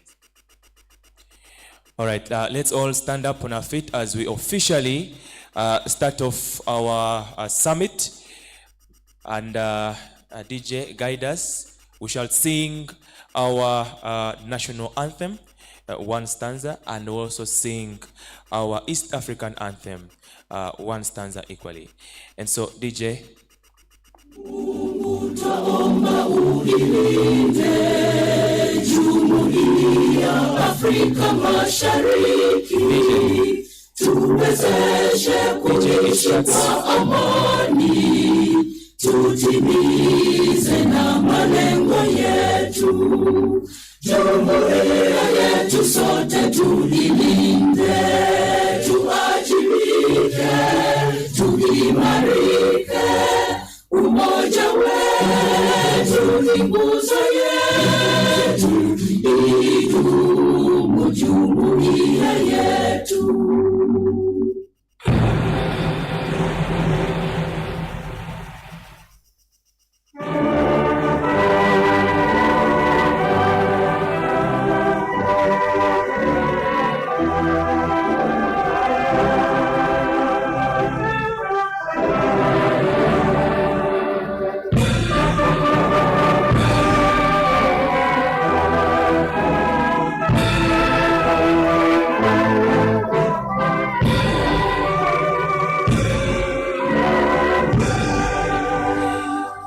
Thank you all. We may now resume our seats.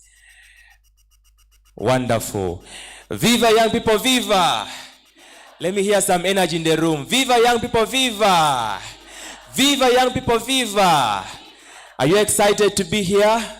Have you enjoyed the first sessions we've had? We are now going into the most beautiful ones even. And so now at this moment, before we will invite Dr. Balam, our minister, to come on stage, who will be invited by our ED, Ruth. I want us to first look back on what we had previously. And so this is our last year's summit of 2023. Please take a look.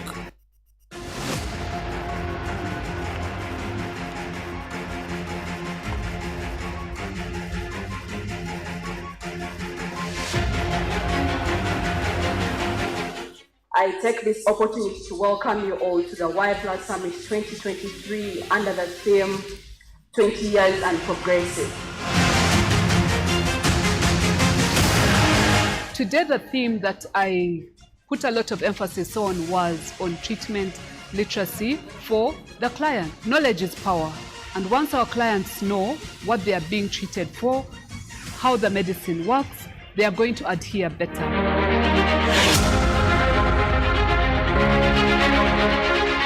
We believe that there is much for us to recognize, there is much for us to learn from, but also to stay relevant in the changing environment. We need to understand what more do we need to do. I feel it's time for us to move the summits to schools now.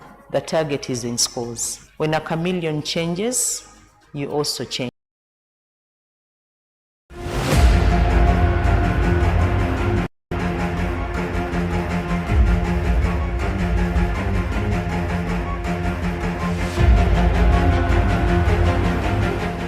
I take this opportunity to welcome you all to the Y Plus Summit 2023 under the theme 20 Years and Progressive. Today, the theme that I put a lot of emphasis on was on treatment literacy for the client. Knowledge is power. And once our clients know what they are being treated for, how the medicine works, they are going to adhere better. We believe that there is much for us to recognize, there is much for us to learn from, but also to stay relevant in the changing environment, we need to understand what more do we need to do. I feel it's time for us to move the summits to schools now. The target is in schools. When a chameleon changes, you also change. What you're going through today is not the justification of your future. The future can always change. Our hope is that one day will be a cure for HIV. Pray to God like there is no medicine and take your medicine. Nice. Was the video nice? Did you enjoy it?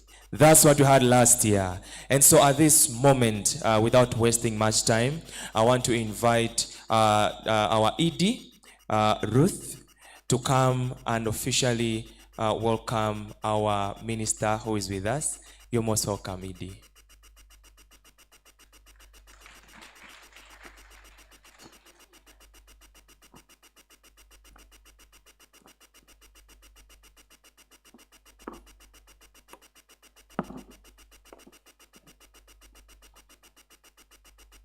Hello.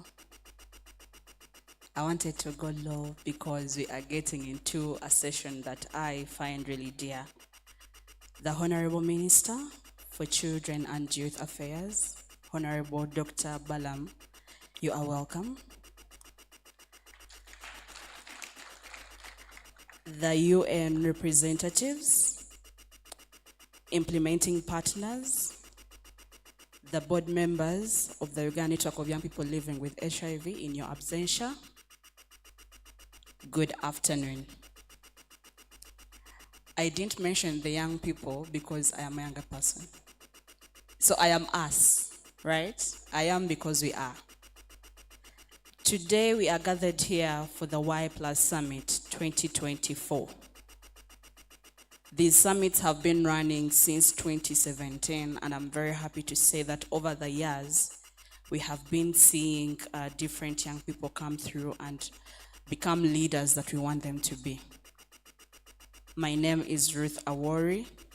I am the Executive Director for the Uganda Network of Young People Living with HIV. The Uganda Network of Young People Living with HIV, Minister, is a youth-led and youth-serving organization that has been in existence since 2003, and we work to create an empowering and enabling environment for young people living and affected by HIV to live positive and productive lives. I convey the apologies of our board chairman, Mr. Pade Masembe, who couldn't be here with us today because of other duties that held him up, but he says that he's really grateful that you honored our invitation to be with us. I recognize the fact that you are a busy gentleman, but nonetheless you have spared time to be with us today, and that speaks a lot to your commitment. That speaks a lot to you, how dear you hold the constituency of the young people close to your heart. Back at the Network of Young People Living with HIV, as I said, we are a national organization, so we do implementation across the country, and we have quite a number of programs that are running around, and all of them are circled around advocacy for young people living with HIV, youth leadership, meaningful and inclusive youth participation in our programs, and also capacity development and building for young people living with HIV. In the past year, we have been able to ensure that UNIPA does not work as the know-it-all. We are working hand in hand with different partners, but most importantly, we are working, we have been able to establish networks of young people living with HIV at district level. Currently, 14 of these are registered and their leaders are in this house. the leaders of the district networks, could you please stand up for recognition?